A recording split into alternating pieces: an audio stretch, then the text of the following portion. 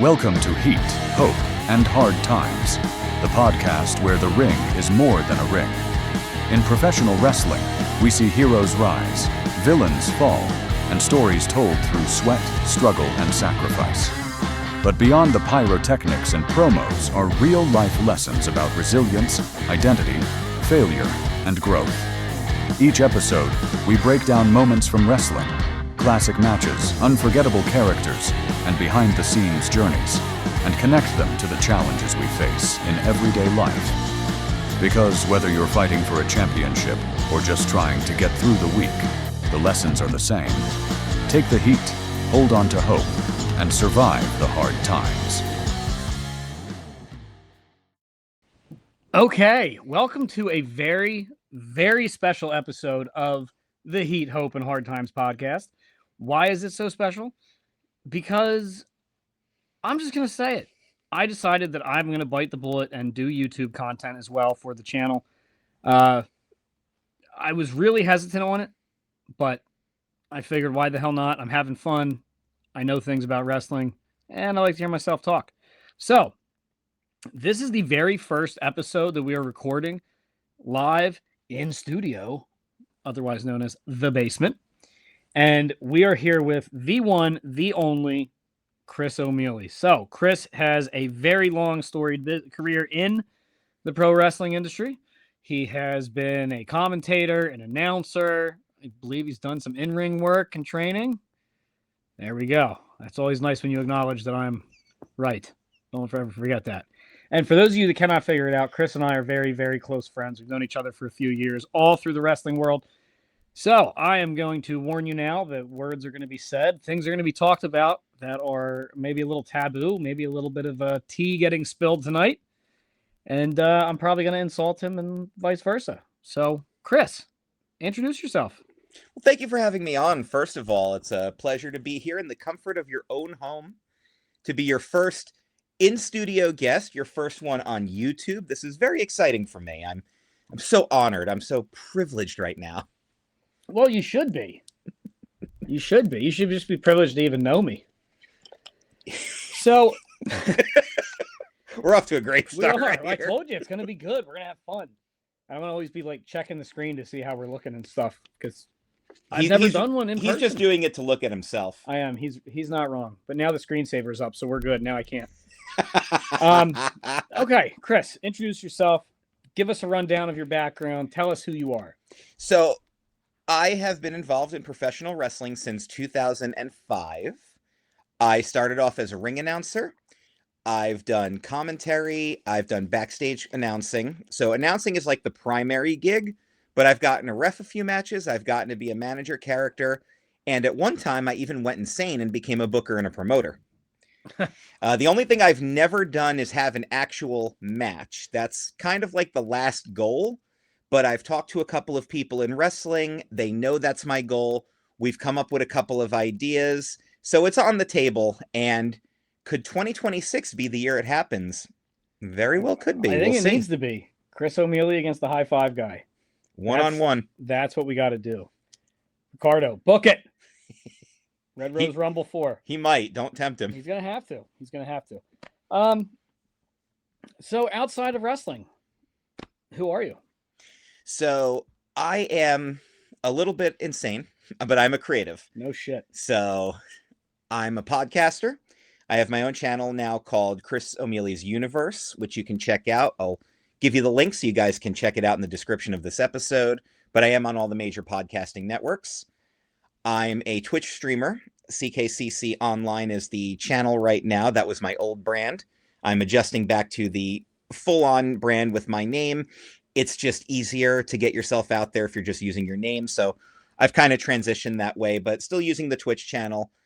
And everything is starting to monetize for me and not bring in an income where it's full-time, but it's giving me that goal to make that something that, yes, I'm doing it because I love it, but now it's starting to profit for me, which makes me love it even more. Who doesn't love money, guys? Come on.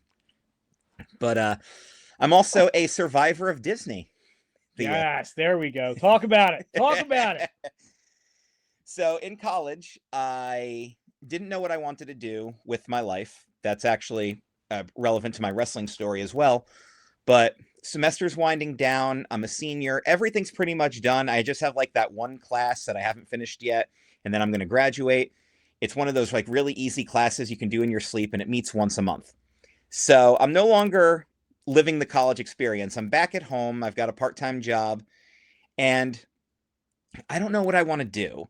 I was in broadcasting school, and a lot of those opportunities were related to news, sports, and like daytime talk shows. None of those really appealed to me as a career path. You don't want to be the guy doing the paternity test on 3 o'clock or 2 o'clock show. Oh, have my own like Maury style show. Yeah, exactly. Kyle Slaymaker, you are the father. Nope. Nope. You will never catch me on one of We're not going to get that episode. All right. Never. Well, we tried. You can get like some better episode than that. Like, I don't know, My Strange Addiction. Oh, geez, the things that people are addicted to. And here I am thinking hashtag recovery. And I'm thinking I'm weird for being addicted to doing creative stuff. But then I'm like, you watch something like that and you feel better about yourself instantly. Like one of the things I enjoy doing is if I'm feeling down on myself, I'll go pull up a photo of a female wrestler and read the comments. And I feel better about myself as a person instantly. It lets you know you're not a piece of shit.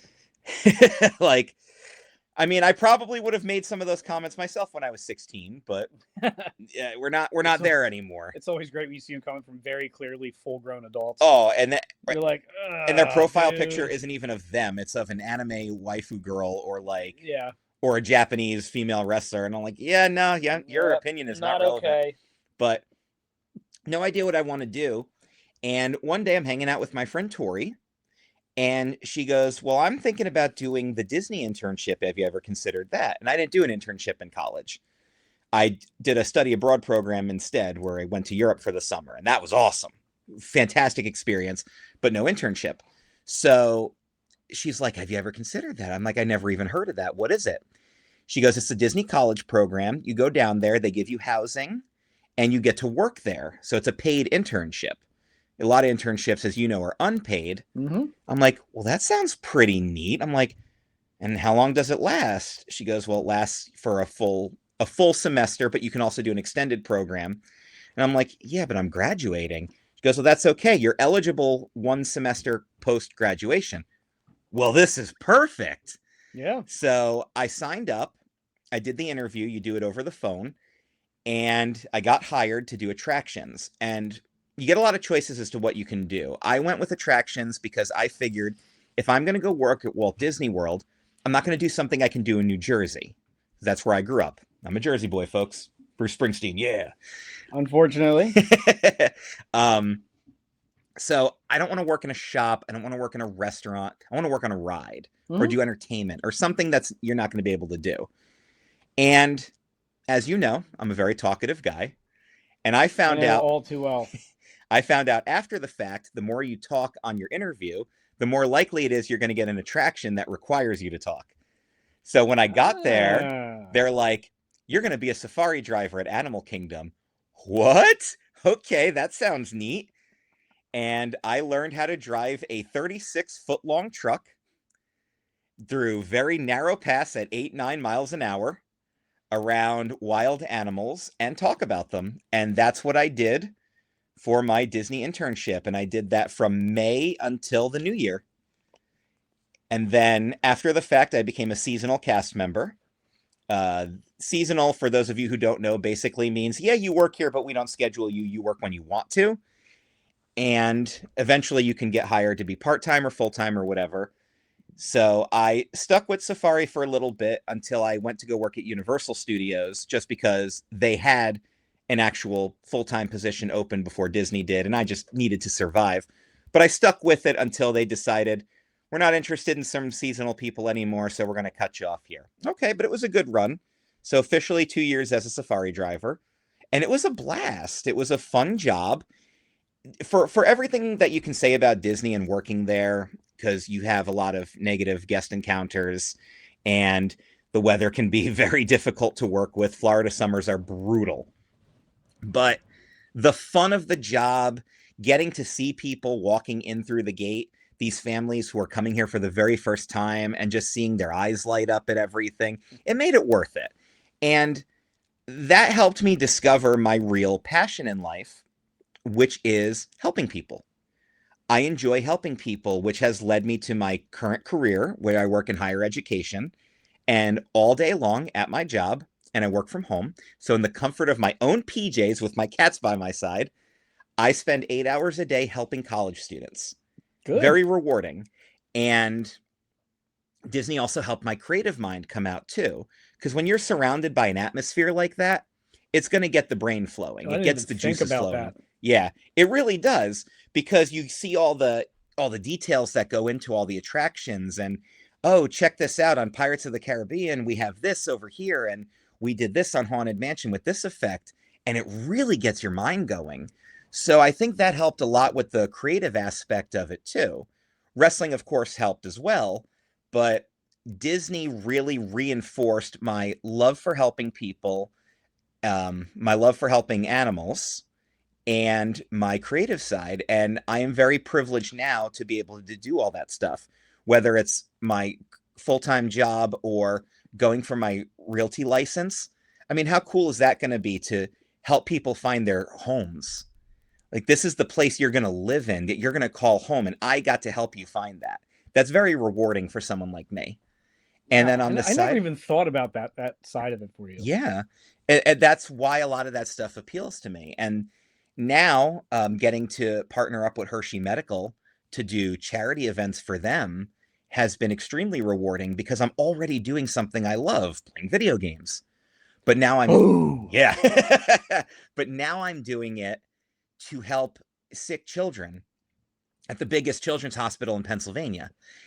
Extremely rewarding. And the team there has been phenomenal. And I'll give a shout out to Jennifer, who has been excellent helping me with my career goals there too. So that has all just kind of led me to where I am, and made me enter 2026 as the most focused and driven I've ever been, considering the couple of years prior to that were very dark times for me. So there was a lot of getting out of that and finding myself and figuring myself out, and making amends with some people and cutting Good. other people off. I've always said that, the older I've gotten, the more life experience I've gotten, the smaller my friend list and my circle has become. Some by choice, some not by choice, some because we just drifted apart. But it also makes me value those genuine friendships that much more. I agree with you. And one of the things I learned very quickly on, this actually happened significantly post Disney, was the concept of don't be the person who texts first, and watch how quiet things get very quickly. There are just a lot of people who are only friendly That's really with you good. because you're convenient to them. When I left Disney, I had tons of friends there. We would hang out all the time. We'd go to the parks together. Hey, what are you doing? You free? You want to just go chill at Magic Kingdom for the afternoon? Like, we got to do that. Then you move away. I moved to Pennsylvania, and I'll try to keep in touch with them. And it's like, oh, I'm not there anymore. I'm out of sight, out of mind. And it was just cut a lot of people off that way. And there are a handful of people that I met, whether at Animal Kingdom or Epcot or even at Universal at Harry Potter, that I do keep in touch with. But there's a mutual effort there for us to stay in each other's lives. My buddy Mark just got married in October, and I got to go to his wedding, and I had a blast. And I'm very happy to keep that friendship alive. Good. But there are other people where, like, and I'll look back on like old photos from 2010, 2011, and be like, man, I haven't heard from that person in a while, and here we are on Splash Mountain together, and but that's been a big growth thing for me too, is I'm figuring out who I'm keeping in my life moving forward. And for a long time, I wasn't really okay with shutting the door on a lot of that stuff. Yeah. But now I am. I've come to accept that that's part of growth, and some people don't want to grow with you. Yeah. give you a perfect example. Some people don't even want you to grow.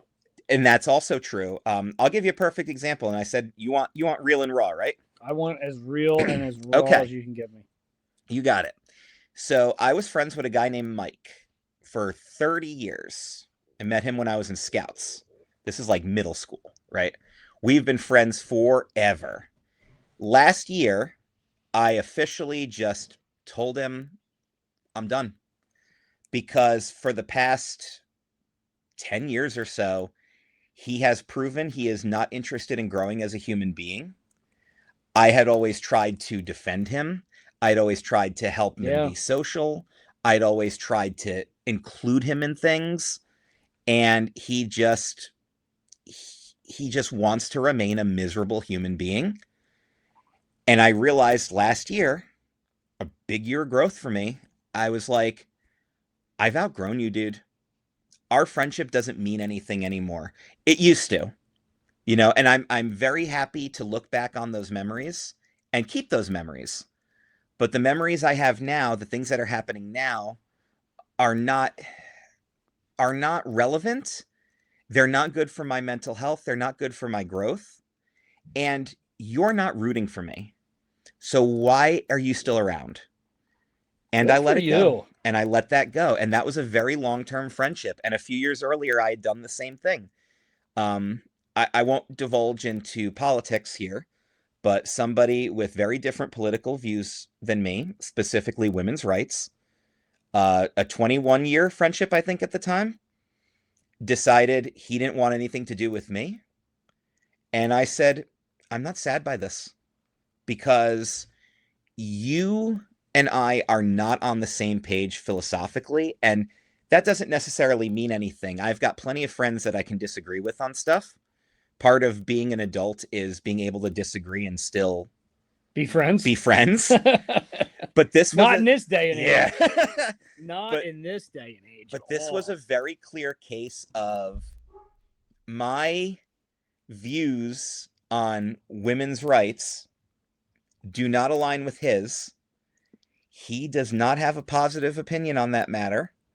And he would rather... Now, when you say positive opinion, do you mean that you are of the camp that you prefer your woman barefoot in the kitchen at all times? That's probably what you mean. That's not what I mean. That's not what I mean. Again, spoiler alert, we are joking. Yes. On that one. Oh, look who's here. Hi, buddy. Unfortunately, that's what he meant. My big boy. And that to me is that's a no-go for me. I'm sorry. No, I think it's very important to not only stand for what you believe in.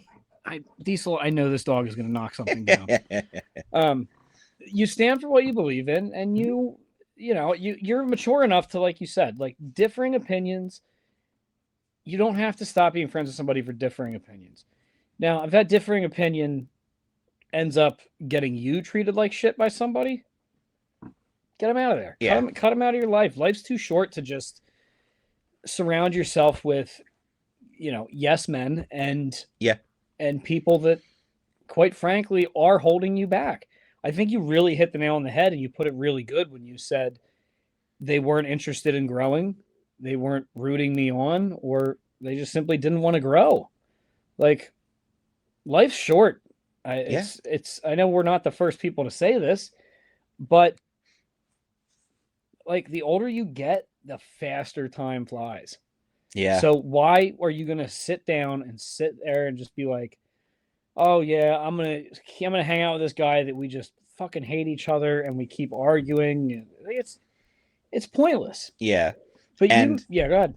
And a big turning point for this is going back to the other guy, Mike. This is somebody who was always very desperately single. So we would try to set him up. And then we realized his standards were so high, nobody on the planet was going to match it.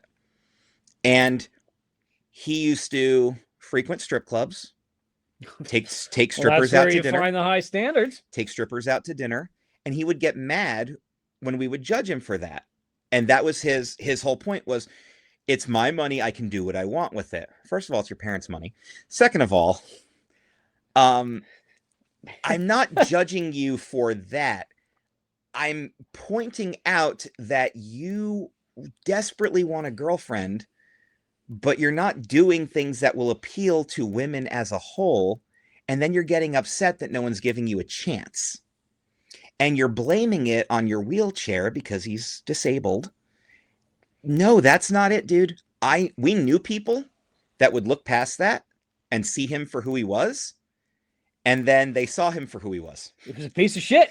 So, and I'm sorry, buddy, if you're watching this and you're mad, go ahead and pop off in the comments. I don't care anymore, dude. Well, this is going to be a good episode. This is going to be. You're coming right out of the gate. Let's transition to wrestling, right? Okay. How did you mentioned that you grew a lot in the past.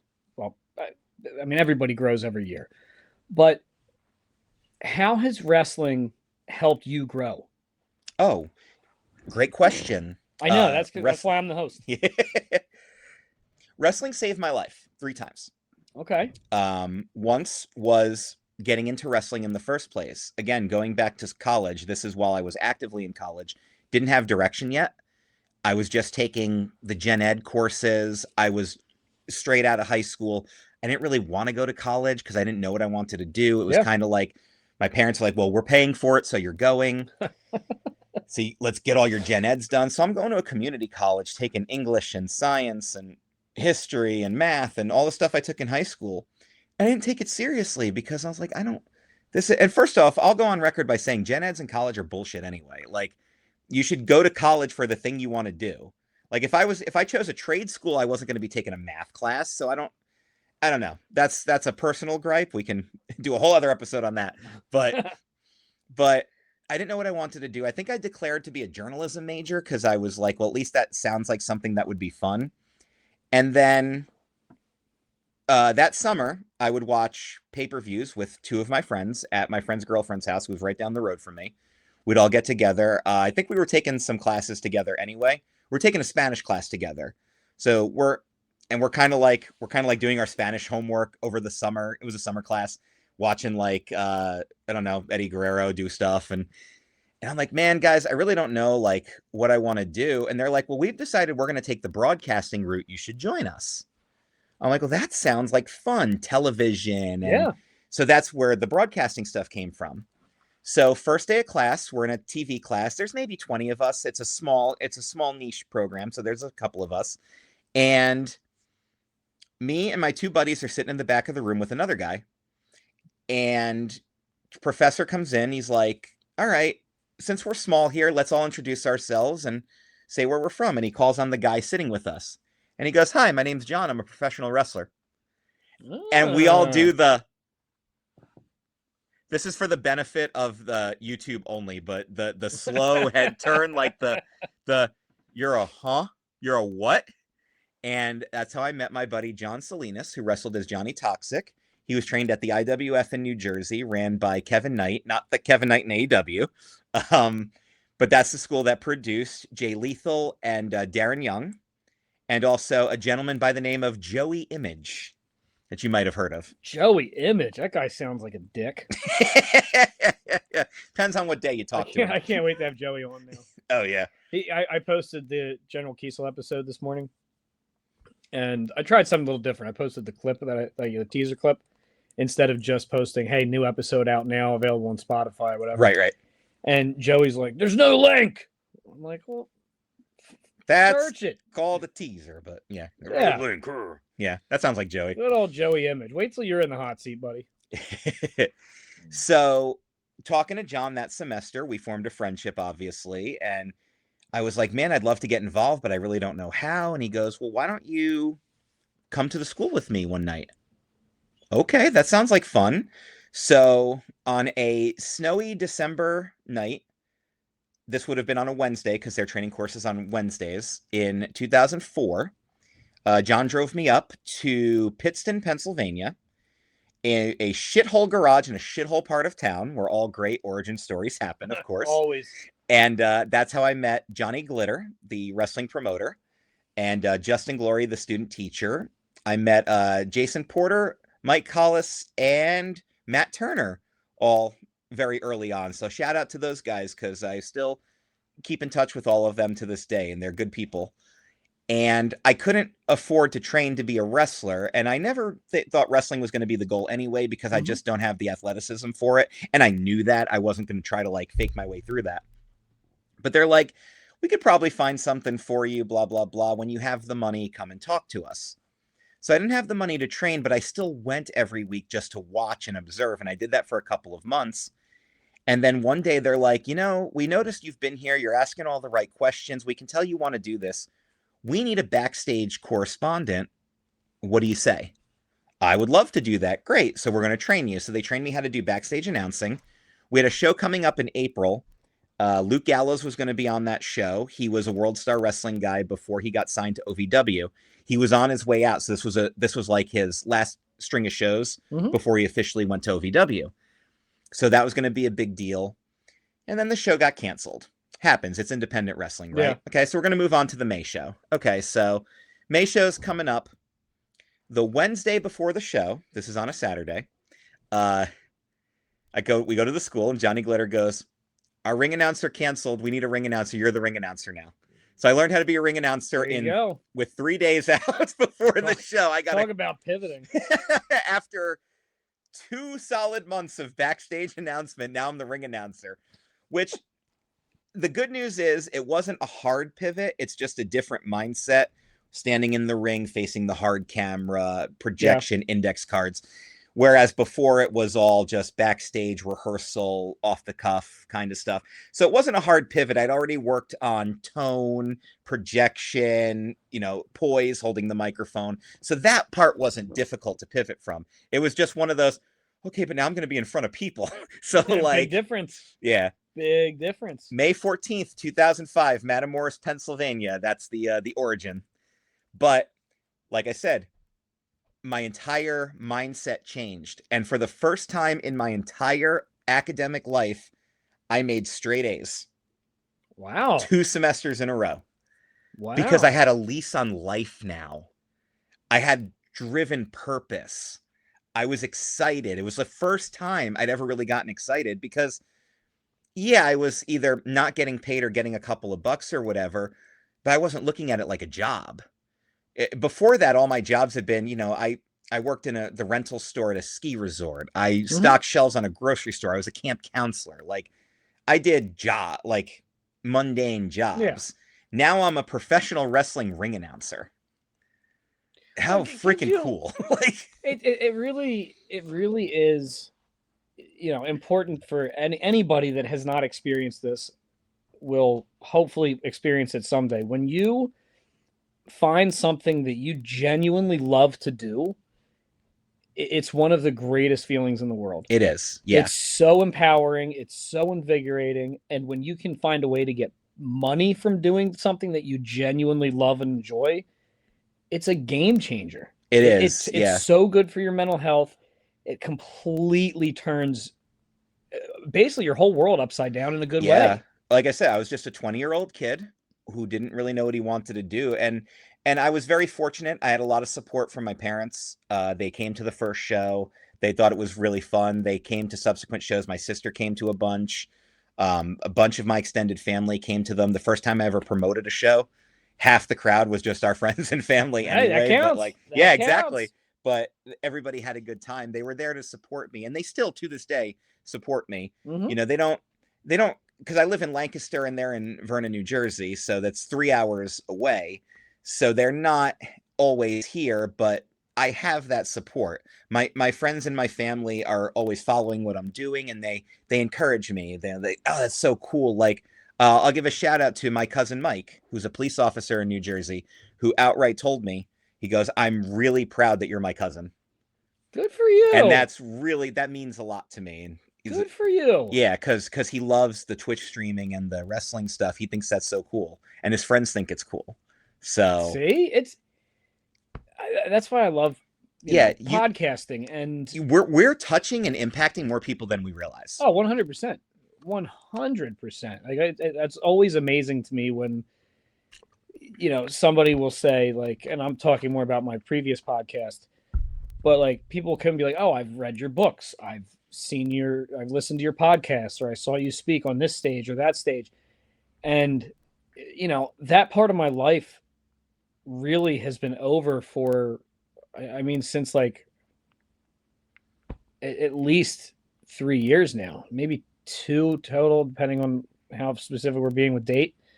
But, having that lasting impact feels incredible. And for somebody like you who literally loves to help people, your head must explode when people talk to you about how great you've helped them, or they love listening to you. I need to get better at accepting compliments, because that's always something I struggled with. That's also part of the mental health journey too. I did grow up very bullied a lot in middle school and high school, especially.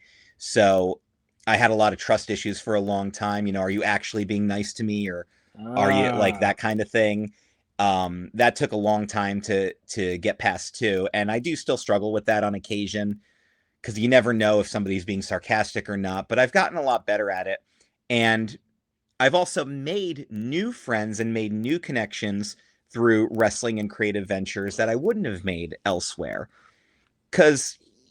And I think a lot of young wrestlers go through this, and this is a good piece of advice I like to tell all the young wrestlers too, especially those who are in the first few years of their career.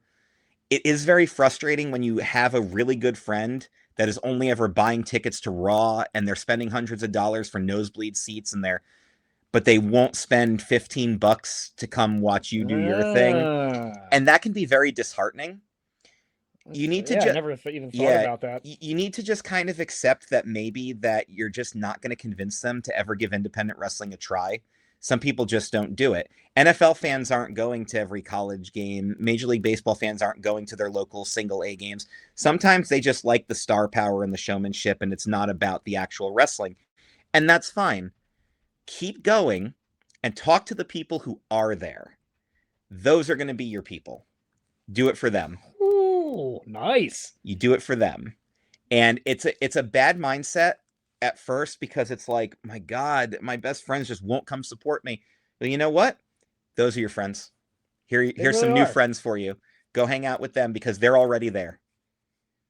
I mean, the relationships that I've made, and I say and I want to make sure I clarify this for everybody. Like, I'm not a worker. I don't wrestle. I don't perform outside of being the high five guy, in which case technically I guess I perform, but I'm not paid to do it. I'm not a commentator, anything like that. But I've spent so much time around the business that I consider myself, I guess we could say, more in the know than most people. But the relationships that I have made, the relationships that I've cultivated, the friendships that I've cultivated within the world of professional wrestling have been the best relationships I've ever had. And I'm sure, given your, soon to be 21-year career, you've met tons of people that have had a huge impact on you that work in that industry. Yeah, Joey Image, one of my best friends to this day. Met him at my second ever show, which was also Luke Gallows' last show, as he was on his way out. We formed a friendship pretty much immediately, because we were the Jersey Boys, and we've got the Italian heritage. He's full-blooded, I'm half.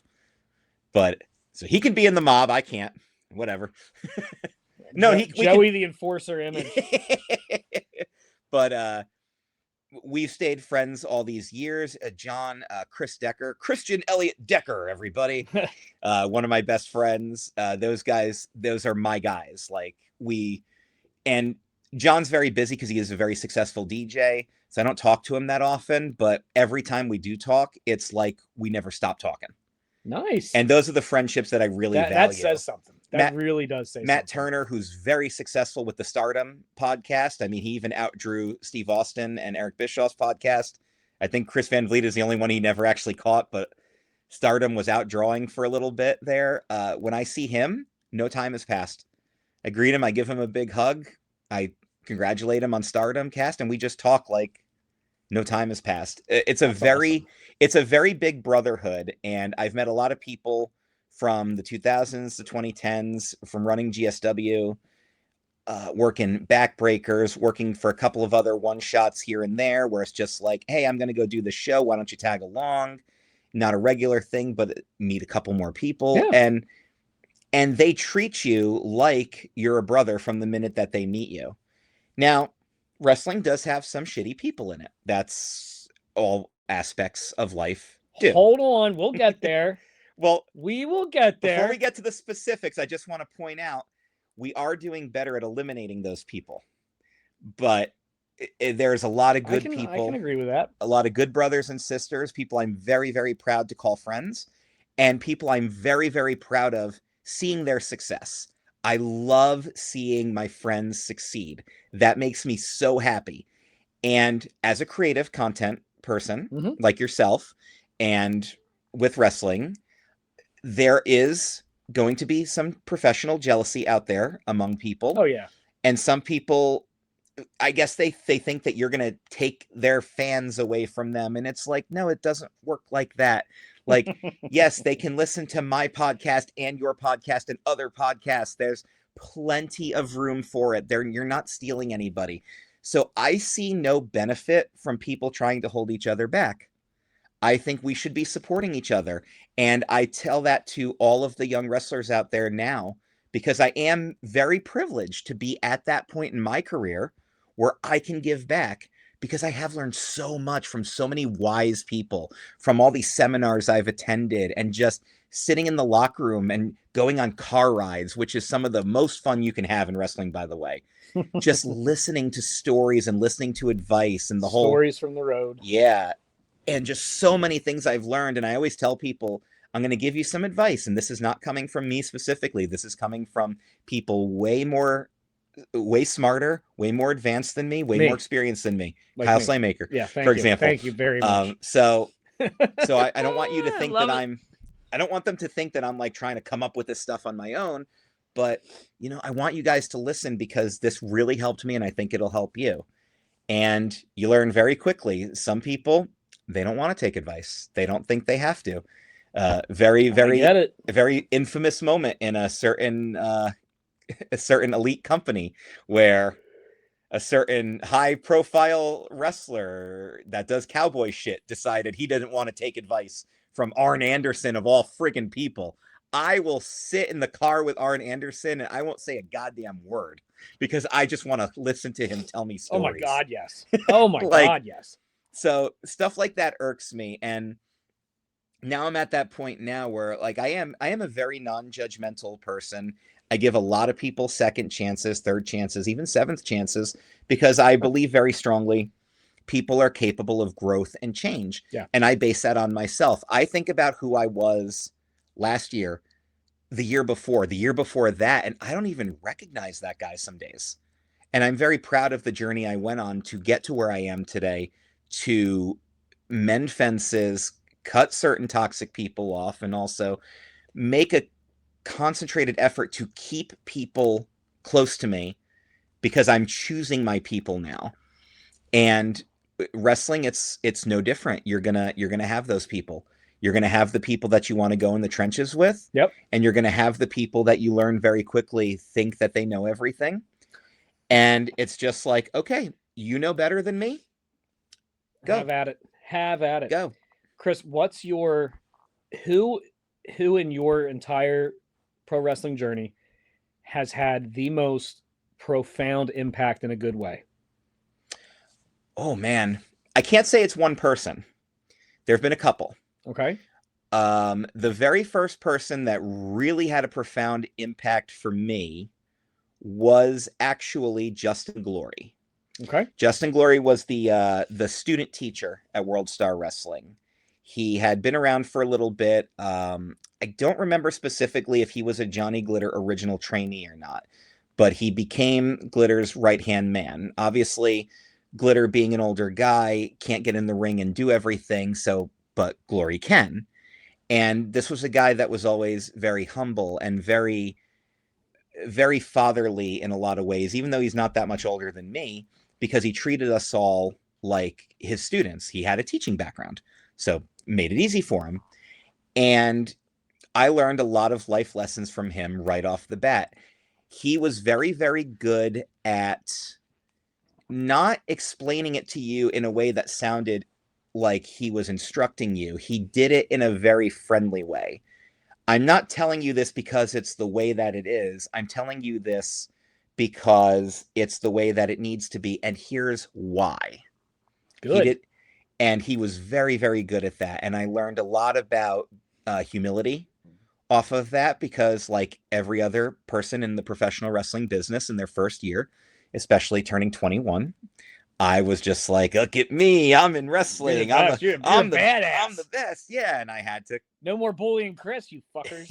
I had to come down off that pedestal very quickly. But he was the first one that really had a good, profound impact on me in that way.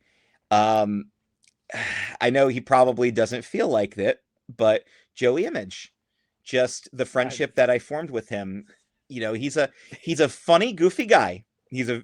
I adore Joey. Yeah, I love the guy. He's very funny. He's a goofball. He has a bad memory that we like to tease him about.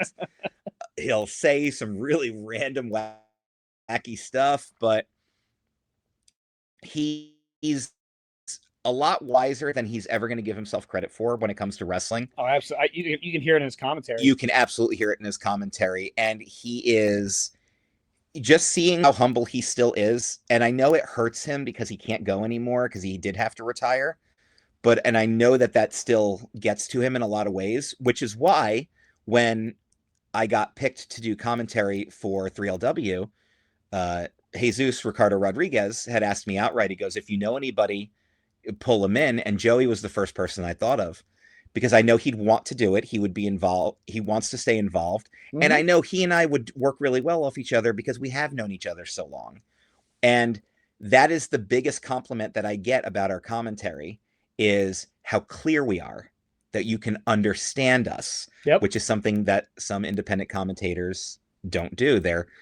We're not putting ourselves over. We're not making it about us. We're focusing on what needs to be focused on. But then the biggest compliment we always get is, you guys work so well off of each other. We can tell you guys have known each other for so long because the chemistry was there from the get-go. And that means a lot to me. So I had, like, as you're talking, the way my ADHD brain works, like I'm like mapping out the rest of this episode, and like I'm like, okay, I know exactly what I'm going to ask to segue into wrestling has some shitty people. By all means. But before I do that, you know, I had a few conversations with both Kiesel and Smiley about the best tag teams are the ones that are able to communicate without needing to communicate. They already know what each other are thinking. They already work so well off each other. Ricky and Robert. Yeah. That was immediately, I was like the first one I said when I was Hawk and Animal. LOD. Or Road Warriors, Stan depending Bobby. on what area. Or Bobby and Dennis, depending on your era. So. Yeah. But you just mentioned how, you know, you and Joey are able to really play well off of each other. How important is that to a good commentary team? I think that's probably the most important thing that you can do, because if you can't work with each other, it's going to be a mess. You're going to be talking over each other all the time. Yeah. You're not going to be on the same page with stuff. You're going to be trying too hard to probably put the spotlight on yourself. Commentary teams need to have chemistry, and they need to be between people who can work together. Well, that's like, you know, when I look back, and since I've, you know, pontificated about the tag teams. What a great word, by the way. I know. I'm pretty intelligent. I feel like that's all right, Lanny Poffo. Intelligent and humble. You should be There's only one thing that I can't do that Lanny Poffo can. Sport a good perm. Yeah, that's it. yeah, that's it. That's what. For any of you that know what Lanny Poffo's hidden talent is, I can't do it. You want this to go on YouTube, right? I'm not. They got to do their own research. They got to do their own research. Lanny's not shy about it. Look that up. We're gonna have Tony Atlas on in a week or two, so I'm sure Tony will. Don't look that up on a work computer, folks. Yeah, no, I definitely do it on a work computer. But you think of really, you can throw the term best around, right? You can throw the term good, great, whatever. every GOAT conversation is so subjective. But like when I think of commentary teams that work so well off each other, you've got obviously the King and JR, or the King and JR. The voice of the 90s. Oh, 100%. You also have got Gorilla and Bobby Heenan. Oh, this is amazing. And I can't get enough Gorilla and Bobby Heenan commentary. No, you can't. Because, and first off, Bobby Heenan will, as much as I love JR and Jerry Lawler, and I had the privilege of sitting down and meeting Jerry Lawler and talking to Jerry Lawler for a little bit, Jerry, every commentating team that I mentioned or we mentioned, like, you know, when you look at Tenay, Zbyszko, and Heenan and Shivani when they threw them in there, like all of them are phenomenal. But when you have a team with not just really good chemistry, but they're the best of friends, it's Heenan and Gorilla. And those two were on a whole other level above everybody else. It still gets me when I go back and I watch Heenan's Hall of Fame induction speech when he says he wishes Monsoon was here, and his voice cracks when he says it. Like that was how he ended it. Yeah, that still gets to me. He ended his Hall of Fame speech with, "I just wish that Monsoon was here." Yeah, and it was when did he get inducted? I want to say that was like it was WrestleMania 20. So that would have been 04. Was it 04? Yeah, 20 was 04. I'm pretty sure. Yeah, I'm pretty sure it was WrestleMania 20 when Heenan got inducted, and you know, it's when I first noticed. No, it is the second moment that I can pinpoint that I truly remember having my first real emotional, like, I want to say reaction, connection, maybe. No, I don't necessarily think connection, because I could still get involved in storylines. I could still, you know, but I mean, when he did that, it wasn't just like pro wrestling emotion. It was real human emotion. Yeah. And that was a big thing for me. The first moment would have been, and I'm going to talk about this promo on a solo episode, and the promo is impossible to find. I have not been able to find this promo anywhere. Not online, not on VHS. I can't find it anywhere. It is when Hacksaw Jim Duggan came out on a WCW Saturday night, and he announced that he had cancer. And in that promo, he announced, like, I'm going to be away for a little bit. And looking back, I think it was done in such a way that it was such a slap in the face to Duggan, because here you have one of the best of all time, at least one of the best characters of all time, and you're allowing him to give his farewell, "I'm taking a break, I have cancer" promo on fucking WCW Saturday night. And somebody like Duggan should have been Monday Nitro or a pay-per-view at least. And in that promo, and I've never met, I only ever saw it one time. I only ever saw it that one night when I happened to be watching WCW Saturday night. And Duggan said, you know, one of my favorite things in this life is being able to wrap my arms around my dad and tell him I love him. And that was the first time that I've really hit that emotional, like, man, there's more to pro wrestling than just an act and more than stage and theater. But yeah, I can't find that fucking promo anywhere. I'm gonna have to reach out to Duggan. I hope the first comment. Maybe he's got it. I hope the first comment on this video is a link to the promo. I really do. I have somebody. Here, my faithful followers, right? If any of you can figure out how to get me that promo, get it to me.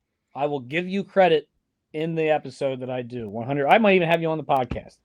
And it's funny because I just saw last week Rob Feinstein put on Facebook that he was looking for the a certain death match between it was an IWA match between Terry Funk and Mick Foley, and he was like, I can't find it anywhere. So that's what I'm gonna have to do. If any of you can find it, I'll give you a freaking guest spot on the podcast. That's how important it is for me to have that promo. So And Duggan, if it's you, I'm going to be reaching out to get you on anyway. Okay. If you're looking for a fun series of laid-back podcasts that review anything and everything nerd culture, interviews with professional wrestlers, and just a bunch of guys having fun, check out my show, Chris O'Mealy's Universe, available at chrisomealy.podbean.com and wherever you get your favorite podcasts. It may be my universe, but everyone is welcome. Sorry about that, folks. We had to take a brief intermission to plug some asshole's podcast. But now that that's done, hopefully we never have to worry about that again. But we probably will. So, Chris, you mentioned you told us about who your most influential person is from a good way. I got to ask, because now we're going to go off on that tangent about some shitty people in wrestling history.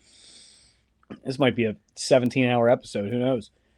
But who had the most negative impact on you in your career? There have been two names that distinctly come to mind when you ask that question. The first is a guy by the name of Jack Molson. Molson currently runs High Grounds Pro Wrestling, or he's one of the people behind it. From what I understand, he's not the way he used to be. And that's a good thing. That is a good thing. We did talk about how people can change and grow. Absolutely. So I'm only speaking about the Molson I knew. But the Molson I knew I did not like. Molson came into World Star Wrestling shortly after I turned 21. So this would have been 2005, end of 2005. And he basically changed a lot of stuff for the worse. He came in with this leadership attitude. He was always very rude and condescending to people. He acted like he was this big, gigantic superstar, and he wasn't. He always acted like he was better than he was, which he wasn't. A lot of weird stuff that came in, a lot of attitude, a lot of rubbing people the wrong way. So the main person he really, really influenced negatively was John Salinas, the guy who got me into wrestling and was my best friend, right? Those two did not get along at all. They really didn't. He always had an issue with John, and he would always say things like, "You're out of shape and everything," and he's big guy with lots of health problems, yelling at this guy for being out of shape. You know, Hot meat kettle. You're the shits, you're this. Like, it's all negative with him. Him and John absolutely did not get along. So to answer your question about what it was that influenced me in the negative way, I learned a lot about how not to be a leader in this type of environment. This is a guy who I would not want to emulate, the way that he talked to people, the way that he treated people. And that resonated with me as somebody who would eventually run my own shows, that I was never going to treat anybody that way. I was never going to act like I was better than them. I was never going to make them do stupid stuff that they didn't want to do. I was never going to book finishes that would piss people off. One time he booked a finish where he was going to take both guys out with a Vader bomb in a triple threat, take them both out, lay them out, and then he was going to drag one guy across the other for the win. And the guy was going to win the title that way. It made no sense. I have to agree with that. That's no sense whatsoever. And for my buddy Bobby G, love sweet Bobby G, one of Johnny Rod's boys, by the way. Bobby G was like, "Phil, excuse me for a moment. I've got to get something from my car." And he left before we could have that match. And Molson's response to that was to stiff Steve the teacher so hard that Steve physically couldn't breathe. He was wincing in the corner of the ring, and he's yelling up, "Get up! I didn't hit you that hard." And Steve's like, "I can't breathe. I can't breathe." And I'm like, I just felt horrible for everything. Molson did not like me because one time after a show, I did not assist with the cleanup because I wasn't going to be available to do so. And that turned into, "Chris O'Mealy thinks he's hot shit. He thinks he doesn't have to help out around here, blah, blah, blah." There's been like 2 times I was unable to help out after a show, and they both lead to these stories, foreshadowing for the next one. And so we were pretty unhappy there. John and I kind of saw the writing on the wall. There was new people coming in. Old people were being phased out. It was not going to be a Hello again, sir. hello. The puppy is back for those of you listening to the audio. It was not going to be a good situation. So internally, I had decided to kind of be like, whatever they decide. Okay, camera hog. This is awesome. Basically, whatever they decide, I'll probably end up going with them. I figured that John could probably get me somewhere else. And then the decision was basically made for us. On a show in Connecticut, don't remember the city, but Steve Carino was there with a couple of other guys. Molson and John worked the main event. And when they came back, Molson was pissed about it. Molson was just pissed off at how it went. Mm-hmm. Now, if you're mad about something or you're mad at somebody, a lot of the times you just kind of go off on them and tell them what you think. He didn't do that. He waited until Steve and all his guys left, and then he flipped out on John and he punched him. Oh, Sucker wow. punched him in the back of the head. Nice. Because John tried to walk away from it and he smacked him. Now, Justin Glory, who I love to death, tried very, very hard to be peacekeeper over that. And he really tried to talk to John and make him feel better about the situation. John and I get in the car, and I look at him, I go, "You're done, aren't you?" He goes, "Yup." I said, "I'm going with you. Wherever you go, I'm going with you." Good. And that catalyst led to the formation of GSW, Garden State Wrestling in New Jersey, later Grand Slam Wrestling in Pennsylvania. Started in 2007 and made it all the way to 2020. It's a hell of a run. And it never would have happened if it wasn't for that guy. So I also thank him. Well, yeah, for you that. kind of have to at that point. Now, fast forward to Backbreakers in 2018-ish or whatever. Adina Steele, what year did you graduate? Because I was at your show. So you tell me what year this was. I saw him again. Shook his hand, you know. Awesome. Yeah. I saw him again. I shook his hand and didn't seem to be any heat between us. So I left it at that. I don't know how he is as a person these days. I know that his health problems have gotten worse for him. So I just kind of say, you know, I hope he's doing okay, and I hope he has changed from that person for the better. That's how it is. I think it's there's a big lesson here, right? I mean, and I'm going to spare my viewers and our listeners, me trying to extract the lessons from that story because they're pretty obvious.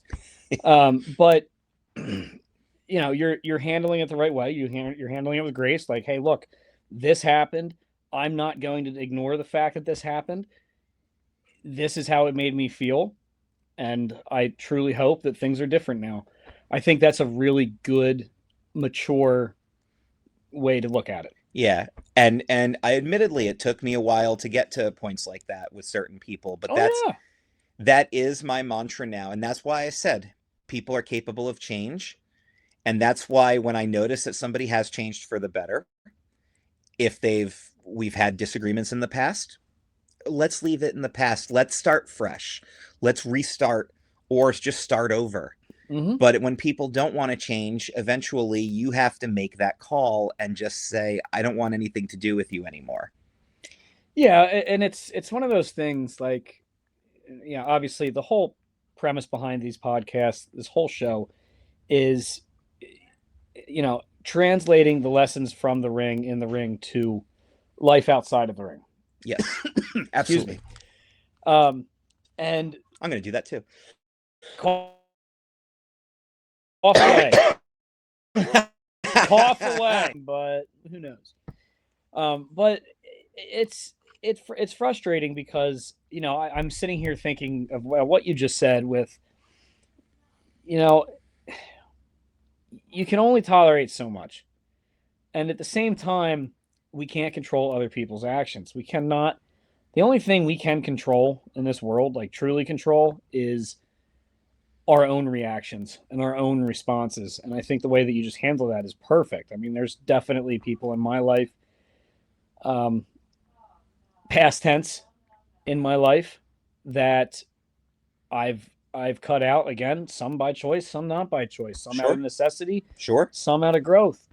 And, at the end of the day, I just, there's no point in being vindictive.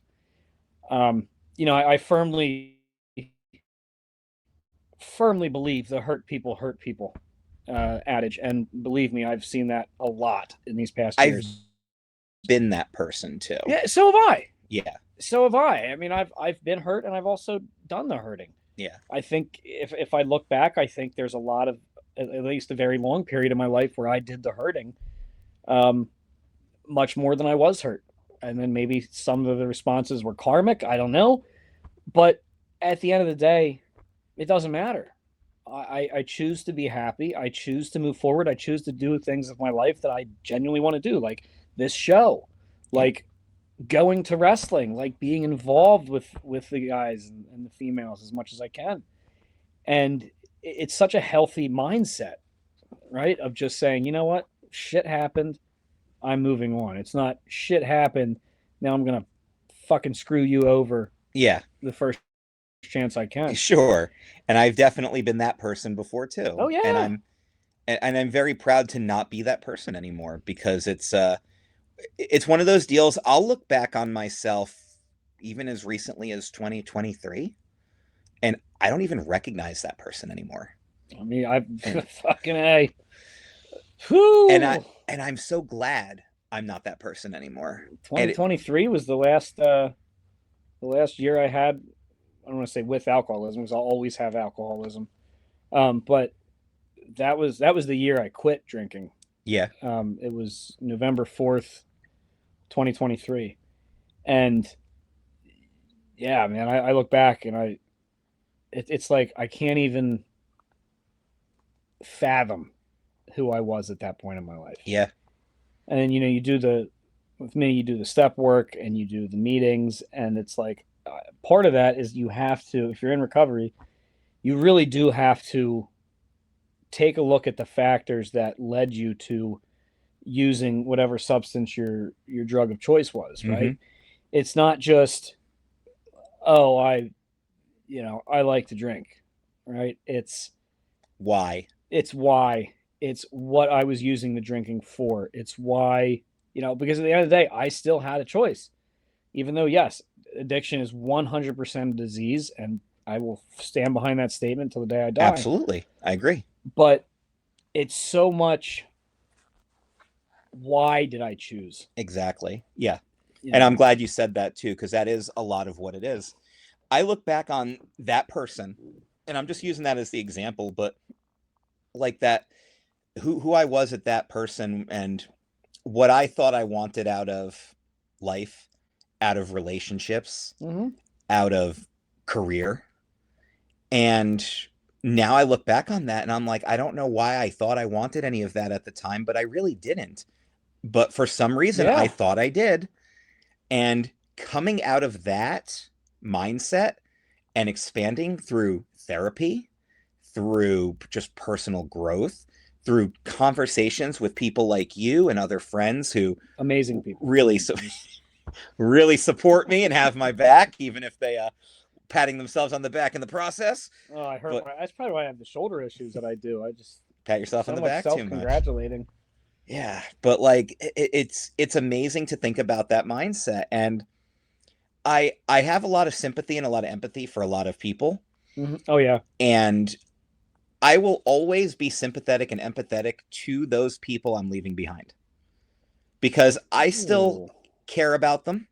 Yeah. Even the friends I mentioned earlier, I don't want ill will to happen towards them. I don't wish that on anybody. I hope they find what they're looking for.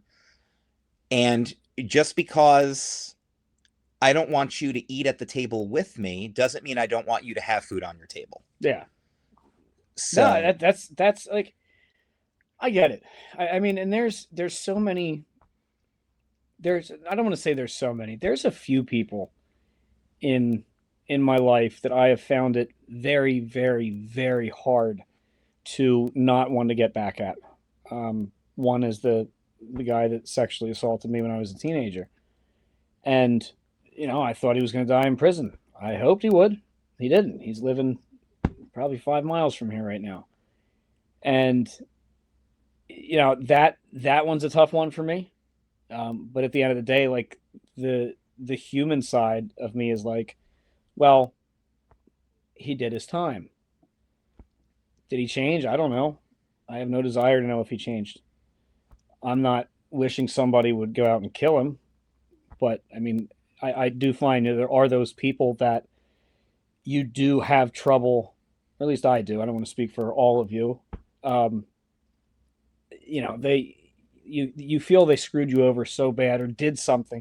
You may not even know them personally, Yeah. right? Like, and here's where I'm going to kick that door of shitty people in wrestling wide open.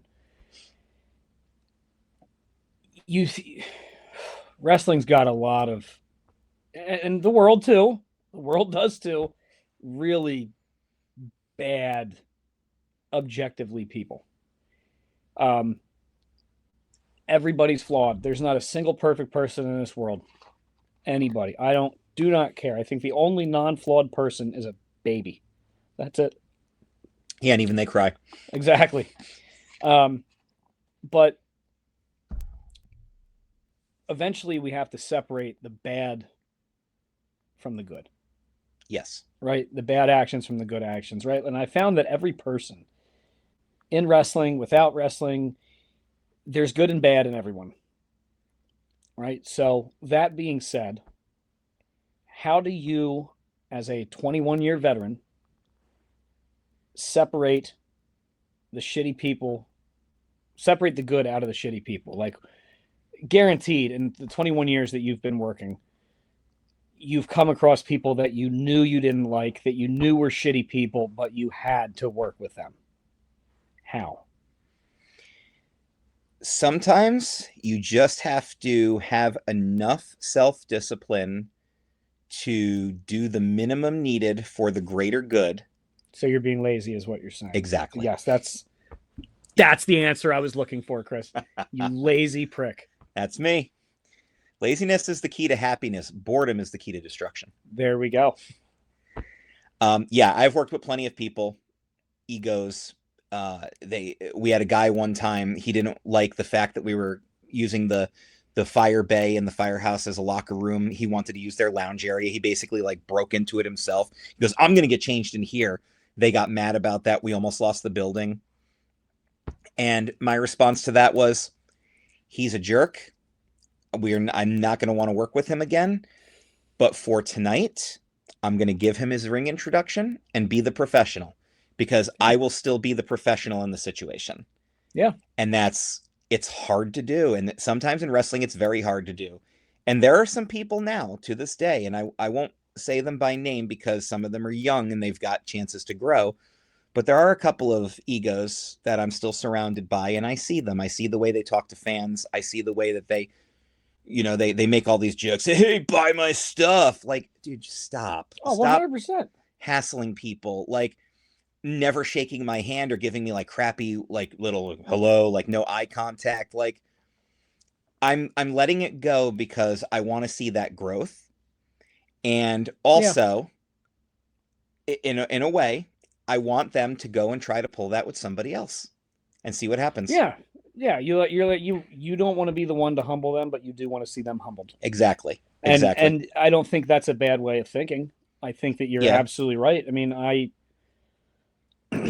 have never had a bad interaction with anybody from the big three. I have had bad interactions from people at the levels that are not at the big three. I've had interactions with people at Ring of Honor that have left sour taste in my mouth. I have also had interactions at many other shows, right? From, very, very, very upstart indies all the way up to, like I said, Ring of Honor. And it's always fascinated me that the most, I mean, I want to preface this, guys, by saying that like 98 to 99% of the interactions that I have at all levels are great. Absolutely. There are those people that either A, think they are much bigger than they really are, or B, they think they should be much bigger than they are, or C, the ones that just don't. I don't want to go like too absolute and say they don't appreciate their fans, but I want to say those talents that don't necessarily know how to appreciate their fans. And I think Yeah. that's the best way I can put it. Yeah, and that's what I think some of it is inexperience, and it's just Yeah. getting out there and doing it better. There are a lot of people who just really want the attention, Mm-hmm. and we've talked about this before. There's a lot of people who they want the results without putting the work in, That's life. and That's not just wrestling business. and that's how it is, and that's going to be everywhere.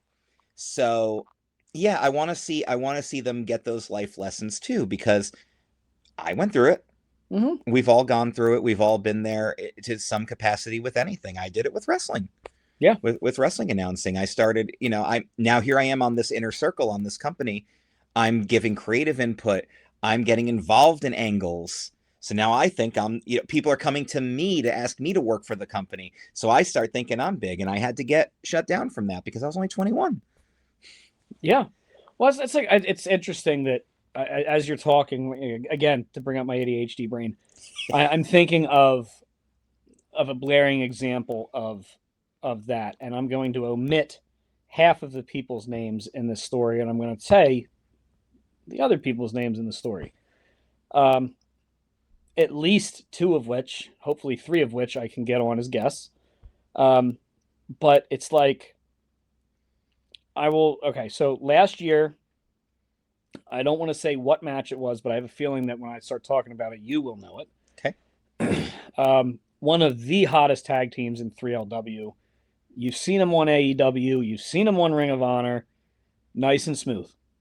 Right? I love those kids. Trace and Tom are amazing kids. Amazing. They're not only are they great talents, but they're great people. Oh my god. Yeah. Tom especially. I haven't had much interaction with Trace. He's just as good though. But Tom is one of those people. He's a young kid, and this is for just about everybody at 3LW. They are so all about the fans. They will Absolutely. Take the time. Smiley. Even Bill Bain is out sometimes. But Tom, anytime I go up to him, he's just the nicest, most humble, gracious guy. And he's got that it factor. Yeah. He has that it factor. And again, I have not been in the business. I have not wrestled. I have not booked. I am yet. See, Red Rose Rumble 4, a dick kicking contest. Us two, guaranteed I win. But he's got that factor, and when I'm talking about it factor, I mean he's great on the mic. He's great in the ring. His timing's on. His ring psychology is on. To the fans, very he's smooth. Great. I see what you did there. Nice and smooth. And I've told Tom that. I'm not kidding you. He's like Naeem. I don't think I've ever seen a match that he hasn't looked better and better and better each time.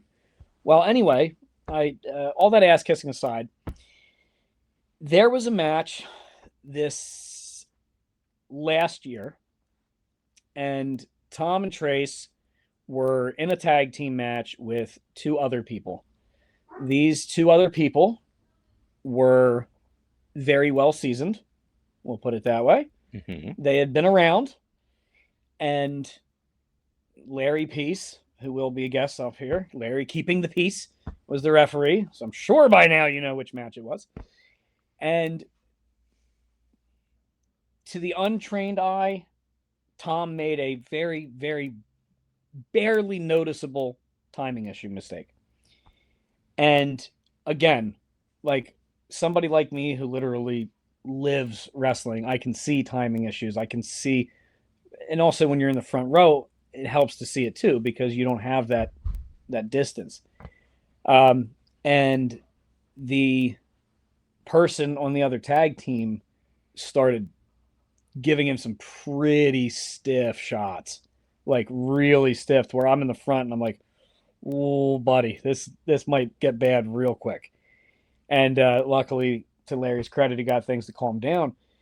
But that right there, when I went up and I talked to Tom about it afterwards, Tom was Tom. He said, "Man, I tell you what," he said, "I learned real quick. There's levels to this business," and that was the professional, humble way to handle it. Like, didn't deny that it happened, didn't hold any animosity, just yeah, this happened, and it was a learning experience, and that's the attitude you want to see. You definitely want to see that attitude from a person like Tom. And I didn't even go up to the other person involved, even though I wanted to meet them. And seeing what I saw in that ring was enough for me to go, "Oh, you're a piece of shit," because it was just stiff, and it was just stiff enough to where it was over the line. And it's like, why do that? Why do you want to, why treat somebody like that? So I get it. And you think of like separating, we'll say, the bad from the good, right? Obviously, it's going to be Benoit.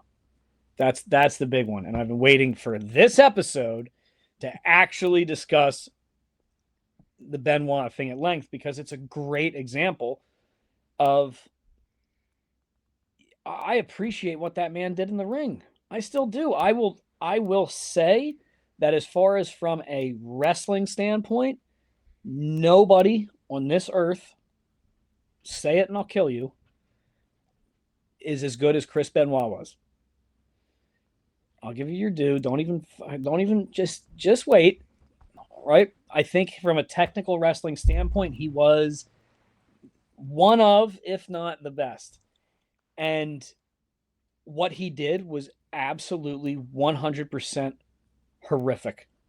It should not be celebrated. It should not ever be ignored, ever. Nothing about what he did was right and okay. But at a certain point, I do have to separate and say, look at his in-ring work. It deserves credit. It deserves kudos. So I feel like it's the case of separating the art from the artist. Mm-hmm. And I also recognize that all of us as people are going to struggle with that regardless. Yeah, I agree. Do I love Harry Potter? Absolutely. Do I think J.K. Rowling's a piece of shit? Absolutely. Am I going to stop enjoying Harry Potter because I think J.K. Rowling's a piece of shit? I'm still going to enjoy Harry Potter, but am I going to understand why other people need to distance themselves from it? Yeah. Benoit is the exact same way. Yes, what he did was terrible. You can't deny that. He's never going to go in a Hall of Fame, and we're not going to make compilation DVDs. No. When we put those cards out there, like when we advertise WrestleMania 20, we're going to focus on the other stuff and not him, but he still needs to be there. Yeah, and absolutely.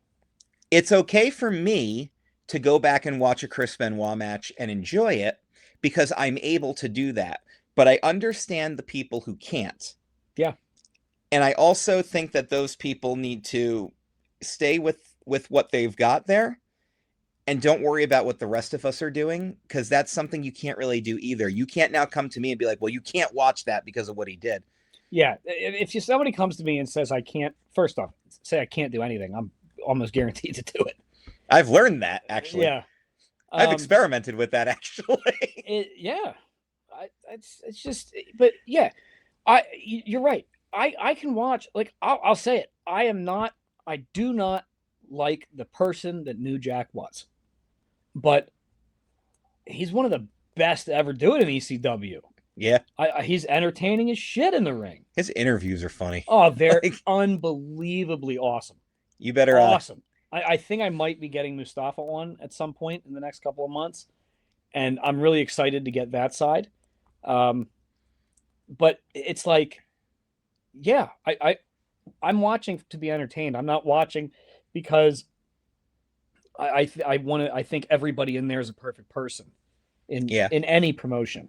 And it's just like, when we talk about there's shitty people in wrestling, like there's stuff that does bother me, because it's like, I don't ever really worry about getting canceled. I've been through enough in these past few years that like I don't care. Joey Ryan, I got such a kick out of Joey Ryan. I think he was absolutely hilarious. It was that cartoony, over the top, racy. His dick flip was hilarious, hilarious. And you know, now when what was the Me Too movement in Me wrestling? Too movement, yeah. No, but it was called something different in wrestling. It was Speaking out, or Speaking Out, something like that. Yeah. Well, he got spoken. Yeah, he did. And it turns out that outside of the ring, he was kind of an asshole. He was a piece of shit. Do I think he should have been blacklisted the way he did? No. And I'll tell you why. When you look at some of the biggest scandals in pro wrestling, that Speaking Out thing was one of them. They exposed a lot. But you also have people like, as much as I love the guy, Pat Patterson. We all know Pat's history. We knew Pat's history before the Dark Side of the Ring. We knew Pat's history before all of it. Like nobody, it never came as a surprise to anybody. And it's awful. It's absolutely awful. But he was still entertaining in the ring. He was still entertaining on camera. Well, there's a certain point where you have to get to that point where it's like, are you going to just let this dominate how you feel for the rest of your life? Yeah. Or are you going to let it go? And again, in these cases, have they changed? Have they repented for their sins? Have they paid their debts to society? All that stuff. Have they made a conscious effort to apologize to the people that they wronged? Because in my opinion, if somebody makes a genuine effort to apologize, change, and right the wrongs, and you still refuse to forgive them, even if the act was heinous, that eventually is going to start reflecting poorly on you. Yeah, and I can get behind that. And I'm not saying you have to always forgive, but you have to learn to let go. Yeah. Live and let live. And I don't believe in holding any grudges, because like, yeah, I'm talking about some people right now, but I don't feel any ill will towards them. There's no hatred. There's no animosity. I don't feel that way about anybody anymore. Yeah. And that's something that the Chris, even as recently as a few years ago, couldn't say that. But a lot of things changed. Honestly, a lot of things changed when I turned 40. And for me, they changed with therapy and sobriety, and the best woman I've ever been with. But like, I can't. I feel like that was done to it was undermine totally that. It was totally done to undermine all of it. But you're absolutely right. It's like you have to. I hate is such a strong emotion. Yeah. And I've realized through my recovery work, like, I'm so much more of a hate the act and not the person. Not the person. And I think that I've gotten to that point because I've done that self-reflection work and recovery and therapy. Because, like I said earlier, there is good and bad in every people. Yeah. I remember a very specific session with my therapist where... Except Moolah. A very specific session with my therapist where I specifically pointed out something that I didn't think I did wrong in a past situation. And she really turned it around and made me see it from the other person's point of view. Yeah. And it changed a lot of my perspective. Yeah. And that I've been able to apply that to so many things. And that's why, like, I think when people first met me in 3LW, I was still kind of that person because I hadn't been through therapy yet. But I know a lot of people saw change and transformation in me. And I know, like, I can sit here and I could talk about, oh, I've changed and all that other stuff. I know that it's gotten through to people because people notice it and they tell me. And it's coming from a lot of people and a lot of different sources. And I'm like, that makes me feel good because that makes me know that my hard work not only is paying off, but it's getting noticed. And absolutely 100%. 100%. I mean, it's. I feel like there's always especially in the recovery community, there's always so much. I'll say like initial congratulating, right? Like people be like, "Oh, good for you putting in the work. Good for you getting sober," But it's for me, it's more than that, right? And I've talked to you about it when you said that, hey, you've made me take a look at my own drinking. It's stuff like that. That's the recognition. That's the stuff that's really impactful for me. It's not just the congratulations, you're sober another year. Congratulations, you've turned yourself around. You're in a good place. It's for me when I hear that I've had an impact on people, that's huge. Yeah. And that's where a lot of that emotional attachment and connection to wrestling comes in for me, because you and I both know Ricardo very personally, and you know how he was integral in getting me into rehab and keeping me sober. And like, I don't think I've ever had anybody that I've met that I didn't say, hey, you had a really big impact on me in pro wrestling, that you couldn't tell it genuinely meant the world to them. Even Jerry Lawler at his stage, Jerry's up. He's up there in age. No offense, King. When I met Jerry, there was nobody in his line. The doors just open. He's like, "Hey, have a seat." I got to sit and talk to Jerry Lawler, and when he asked me which photo I wanted autographed, I said, "I want the one of you and Andy Kaufman on Letterman." And he's like, "This was before you were born." I said, "Yeah." And he goes, "You really know about this?" And I said, "Mr. Lawler, that angle, that storyline, to this day, and this stays true today, is my all-time favorite storyline, because it was so well done, and you guys were amazing." And he looked at me, and it was like that look of pure, that's exactly why I did that angle, Yeah. And he was like, and he said, "You have no idea how much it means to me that somebody that was born after that angle took place had such an impact on." I've had a few people tell me outright, like, "Hey, we've seen your creative stuff online, and we really like it, and it inspired me to do this myself, and I was like, that's so cool. Like, that means the world to me, Yeah. that you saw that and that resonated with you, and Yeah. and all the luck in the world. Go kill it. Yeah. Kill it. It's an incredible feeling. Yeah. I will say I have had a few people, more than a few people, reach out and be like, "Oh man, I want to be like you." And I'm like, no, you do not.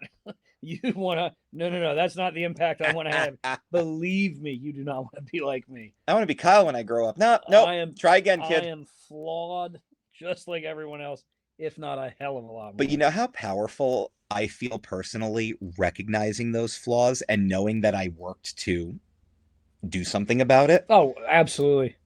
It's very empowering, and like and some people will be like, "Oh, you're bragging about it." Maybe we are to a degree, but also fuck that. I think that people who are making a conscious effort to better themselves need to be recognized and celebrated for that, because how many people do you know will never work to better themselves? It's just not in them to do it. Oh man, you threw me a softball there, buddy, and I'm not gonna hit it. I'm not gonna swing. You know, there are people who have no interest in changing, no interest in growing, no interest in doing anything different. They play the victim, and they also think that even though they're playing the victim, they're also there's nothing wrong with them, and they're the greatest thing in the world, and they could do no wrong. Yeah. And it's such a weird mix, because every character trait that we've described so far, there's characters in pro wrestling on screen, on air talent, that have all of these traits. Yeah. maybe not all in, all of them in one person, but that's how the characters work. And I think that's what makes pro wrestling so big, right? And that's, Raleigh and I had this conversation the other day where she said that she heard somewhere, one of the dirt sheets or whatever, that somebody was looking at buying WWE from TKO, and I'm like, okay, first off, it was probably Sportskeeda, so it's bullshit. Sportskeeda is the worst. Oh my god, it's terrible. Ringside News might actually be the worst. Ringside's pretty bad too. Yeah. And I was like, honestly, nobody's taking it away from TKO anytime soon. But would it be a smart business decision? Yes, because wrestling's not going to go anywhere. It's not going to go anywhere. There's always going to be wrestling. Always. And there's, I would say there will always be a WWE. Yeah. I think at this point, with the storms and the controversy that WWE has endured, it is a giant that I don't think will ever, ever, ever be taken down. The pro wrestling industry itself, you're look at, you go all pre Toots Mondt, you had some shitty people back then. Whew, you had some shitty people back then. But a lot of it, and you look back, and the biggest storylines are those emotional connections, right? Like you look at Cody finishing his story. Yeah. That was the underdog coming up and getting what was his. Yeah. You saw fucking, I mean, Sting and going against the NWO. It was this good guy against this just horrifically big, super bad faction. You had DX going against the establishment. You had Stone Cold Steve Austin going against the establishment. You had, now don't get me wrong, WWE has had some pretty shit storylines. And I don't say shit because of they're just bad. I say shit because the subject matter, you just had to be like, ooh, I don't know if I would have done that. Katie Vick. Exactly. Right? and that being said, to WWE's credit, and especially to Kane, Mr. Mayor, they recognized, just like so we were talking about, they recognized that was a really bad thing. And not only did they acknowledge it, but they played it off when they did the group therapy promo with Kane and Daniel Bryan, and Kane talked, I had this girlfriend, but I don't really want to go there, right? Also, I think I am going to take my shot and see what it's going to cost to get Kane on here, because now my mom has met him. She lives down in Tennessee in that area, so we'll see what happens. Maybe I can finally get an answer, like, whose idea was Katie Vick? But now he'll see that and be like, I'm not going on that podcast. Another one was this one was really bad, and it was with Animal, when he was portraying when he was portraying as having a substance abuse problem. And anybody that knows the Road Warriors, and 60s through 90s wrestling was drug central. Drug central. The more coke, the 60s better. through 90s, period. Yeah. Yeah. And, when I was watching it, it was the Attitude Era. So I was younger. I was a teen, middle school into high school. And I would see, I'm pretty sure it was Animal. Yeah. If you're talking about the one that tried to commit suicide, it was Hawk. Yeah. No. Hawk wasn't the one, but the one where Animal climbed, I think maybe it was Hawk. I don't know. One of them climbed the Titantron, and it was because he was drunk or high, and they just really played that really rough. They did the serious announcing style, like when Owen died, which rubbed a lot of people the wrong way. Yeah. And yeah, I know what you're talking about. Yeah, and but watching it growing up, I didn't think anything of it. But now, especially being in recovery, I see it and I'm like, man, Vince, that was that was a pretty fucked up one to do. Yeah. And it was I think it was Hawk, because Hawk lived longest. Or was it Animal lived longer, okay, so it was Animal then. So yeah, then absolutely. Because Animal, I remember doing an interview or seeing him do an interview where he was like, I hated that. I asked him why are you doing this? Like this isn't good. Don't do this. And it's like, you see moments like that, and it's just like, maybe you guys could have done some shit different. But I mean, all right, I'm gonna kick myself right in the ass for asking you this next question. Who is your favorite wrestler of all time? Go ahead, get it out of the way. He is the best there is, the best there was, and the best there ever will be.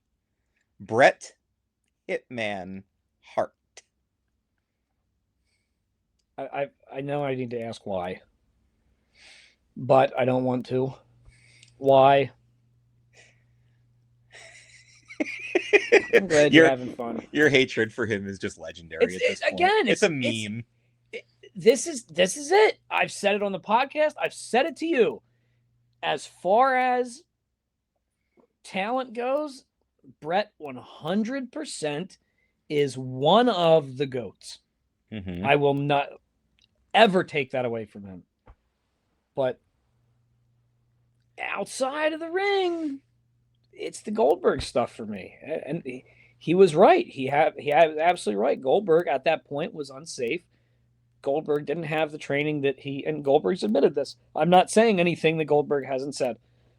I'm sick and tired of hearing about Goldberg. Go ahead. Go ahead. That's so great when you get worked up about Bret. Why is Bret my favorite? Because he was the perfect example of the guy who could work with anybody. You could put Bret Hart out there with any single talent on the card. Out to pasture? No? I tried. Just stop. Put him out there with anybody. You're going to get a quality match. One thing that I've noticed about Bret when I go back and watch old Bret Hart matches was he wasn't blown up in them, but he sold like he was. Yeah. And Steve Austin pointed this out recently because he was doing an interview with Chris Van Vliet about selling and how guys just don't sell. Nobody looks like they're blown up anymore. Nobody looks like, and he points that out about Bret. And I'm like, I need to go back and like really watch this. I watched an old Bret Hart match. Actually, it was his match with Steve at WrestleMania 13, which is one of my favorite matches. And because Steve Austin's my other all-time favorite. Oh. So I'm going back and I'm watching and I'm like, yeah, like Bret is selling like he's tired, but he's not. And Steve pointed out that's something missing from today's modern wrestling, and he's right. The guys are selling, but when they get up, they can still do smooth stuff, even if they have been selling. Steve's like, you may not be blown up, but show it. That's what made Bret so good. I never even considered that. That's really, really good. And I can't think of anybody else who wrestled that way. Not off the top of my head. No, I maybe Owen picked it up from him. I'd have to go back and watch some old Owen matches now. But I don't think you saw Macho Man doing that. I can't even say you saw Flair and Steamboat doing that. Maybe to a degree, but Flair, I think I can pinpoint more doing that. Yeah. Steamboat, not so much.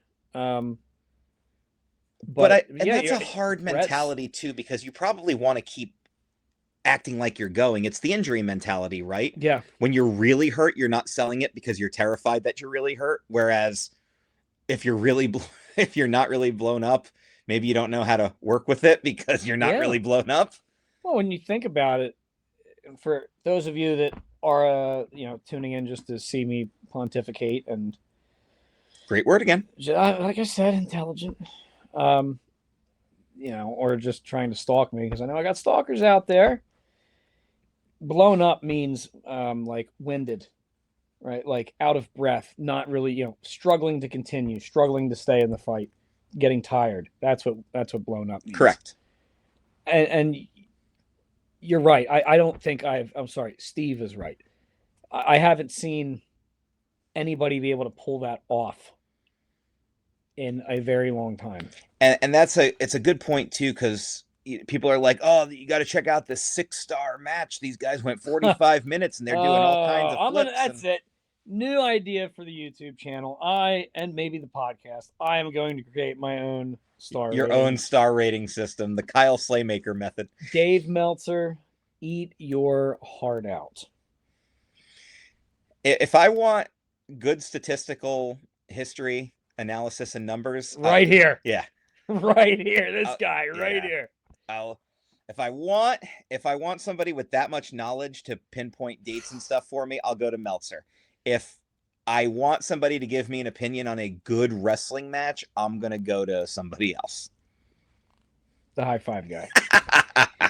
Well, and that's I mean, you and I have had this discussion many times on what makes a good match or what makes a good all-around wrestler. Yeah.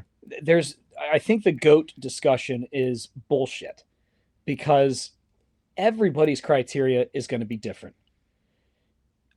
I can give you a list of GOATs, but my all-around GOAT list is going to differ than my greatest ring worker or my greatest talker or my greatest, like I said, all around. Yeah. Because they're so different. There's so many different styles. There's so many things to factor too. Like if you want a guy that can really work in ring and be an exciting technician, that's going to be Brett and Sean and Kurt and Benoit and Eddie. God, is it? But then you want like household names and superstar value. That's going to be Hogan, Rock, Austin, Andre the Giant, Taker, John Cena. But now I want guys who are also huge draws in wrestling who need a lot of money. Now you got to talk about Londos and Thez, and Jim Londos is the highest grossing wrestler of all time when you account for inflation. Yeah. And then you got Ricky Dozan or El Santo, guys who literally influenced Ricky Dozan influenced culture in Japan, in the entire country, like El Santo influenced culture in Mexico. We would not, for those of you that, for those of us that are really hardcore fans, if you've never heard of Ricky Dozan, I will say this. You have or had Giant Baba and Antonio Inoki and Hayabusa and Onita and Kazawa because there was a Ricky Dozan. There is no wrestling in Japan without Ricky Dozan. None. Absolutely none. There is no All Japan. There is no New Japan. There is no FMW and all of the offshoots if there were no Ricky Dozan. Right. None. And the guy, trust me, take the time to go out. I know it's hard to just look on YouTube now. Search out a Ricky Dozan match, and it's unreal. If you think that Antonio Inoki used to beat the shit out of people, think about how bad the guy was that trained Antonio Inoki. Ricky Dozan was a legend in Japan. Oh, you can find anything on YouTube except for Hacksaw Jim Duggan promos from except the WCW Saturday Night apparently. Is that going to add the WWE Network? I couldn't find it on any. It's going to be a Mandela effect for you. It's actually a different promo. That's what I'm worrying. Like I'm worried that somebody's going to be like, "No, that never happened." That never happened. Jim's going to reach out and be like, "No, I never even had cancer." And I'll be like, "Oh my god, that's the biggest mistake I've ever made on a podcast." I swear to God, I remember. Bookmark this. He was in jeans and it was like a blue T-shirt. It was in the WCW Saturday Night.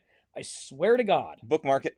And like when he came back, no, it had to have happened because when he came back, it was right before he teamed up with Lance Storm and did the Canada angle in WCW. I'm not saying it didn't happen. No, you're trying to gaslight me. You said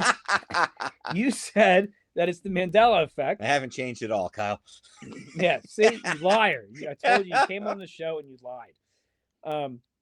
And I remember because when he did that angle with Lance Storm, he had short hair. So Hacksaw. The next time we talk, I'm just going to ask you if you had the big C. And if you say no, I'm going to say, then what the hell promo am I talking about? I've got to find that promo. It was the most impactful promo on me outside of Hard Times. Okay. Maybe you dreamed it. Don't see, there you go, gaslighting again. My God. All right. What is your favorite match of all time? Oh, it's such a tough question. I don't know. Asshole, just answer it. I don't know if I can give you one, but I can give you a couple. Oh, great. What's your favorite match is of all time? Well, Brett and Steve. Probably always going to be one of the number ones. That's a good match. Steamboat and Savage at WrestleMania 3. Steamboat and Flair at Cajun. My God, what a just technical masterpiece that is.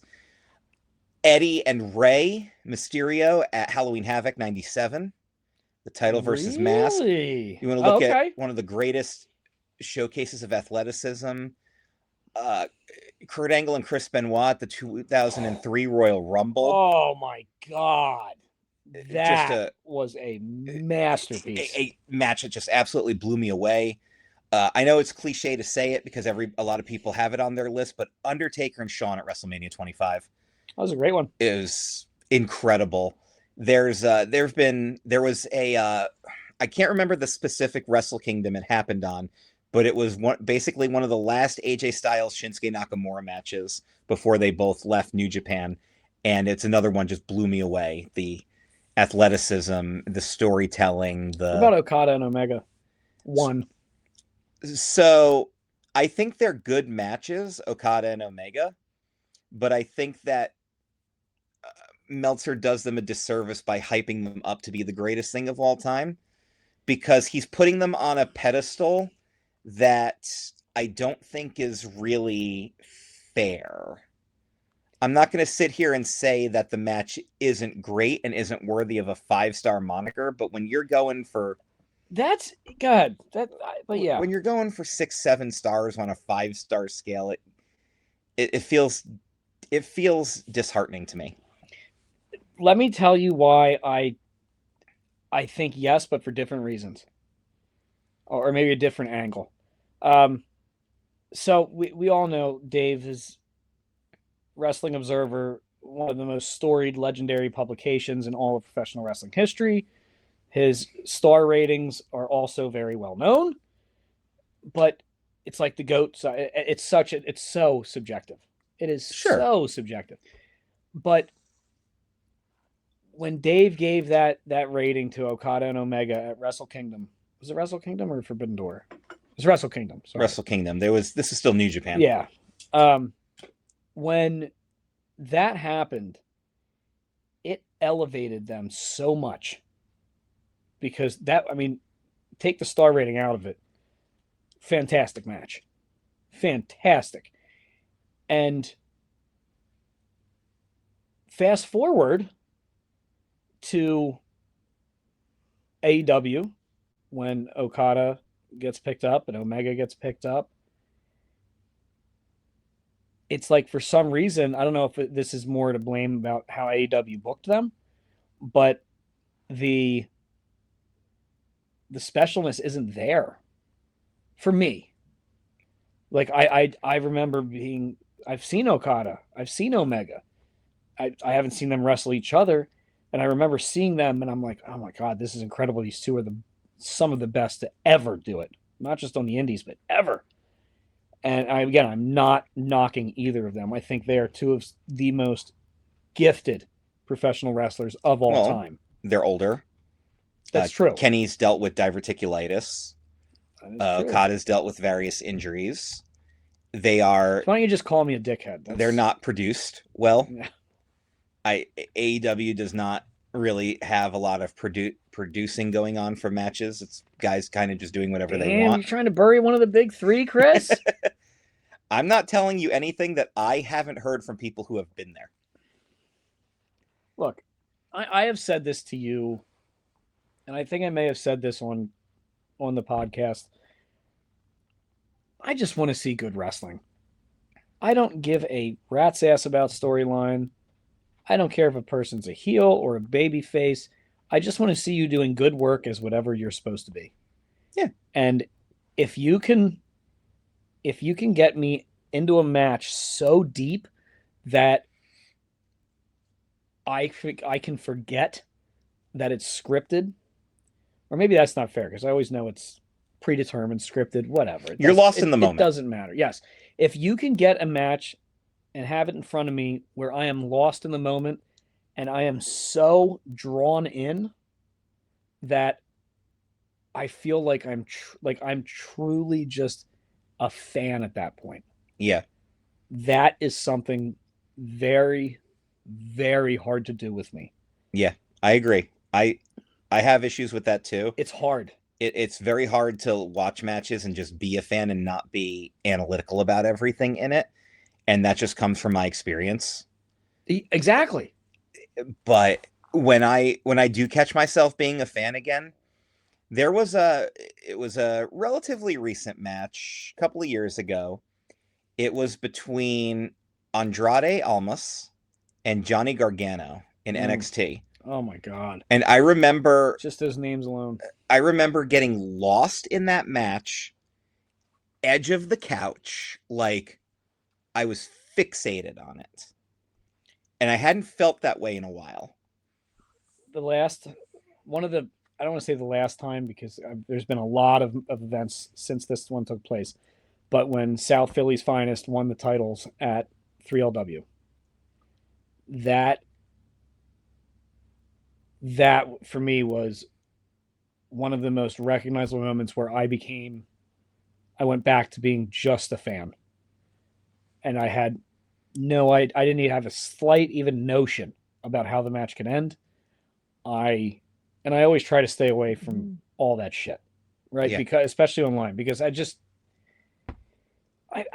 don't care. I really don't care as much as I used to about how a match ends. Sometimes I do. I can look at somebody and go, you know what? I probably would have had this person go over instead of this person. But when Jimmy and Luca, both of who are going to be on here, Luca, you owe me a message, by the way. He's calling out everybody now. I am calling out everybody tonight. But in that match, in those moments, nothing else in the world existed. None of the bullshit that I had to go through, not work, not life, nothing. I was so in tune to this match, and it's a testament to Jimmy and Luca, South Philly's Finest. If any of you, if you guys have not seen a South Philly's Finest match, go. It's all about the gabagool. That's one of the most beautiful parts of pro wrestling. When somebody that is just going through so much shit outside, and for that, however long the match is, 3 minutes, 7 minutes, whatever, you forget about all of it. That's a thing of beauty. Wrestling's a wonderful escape.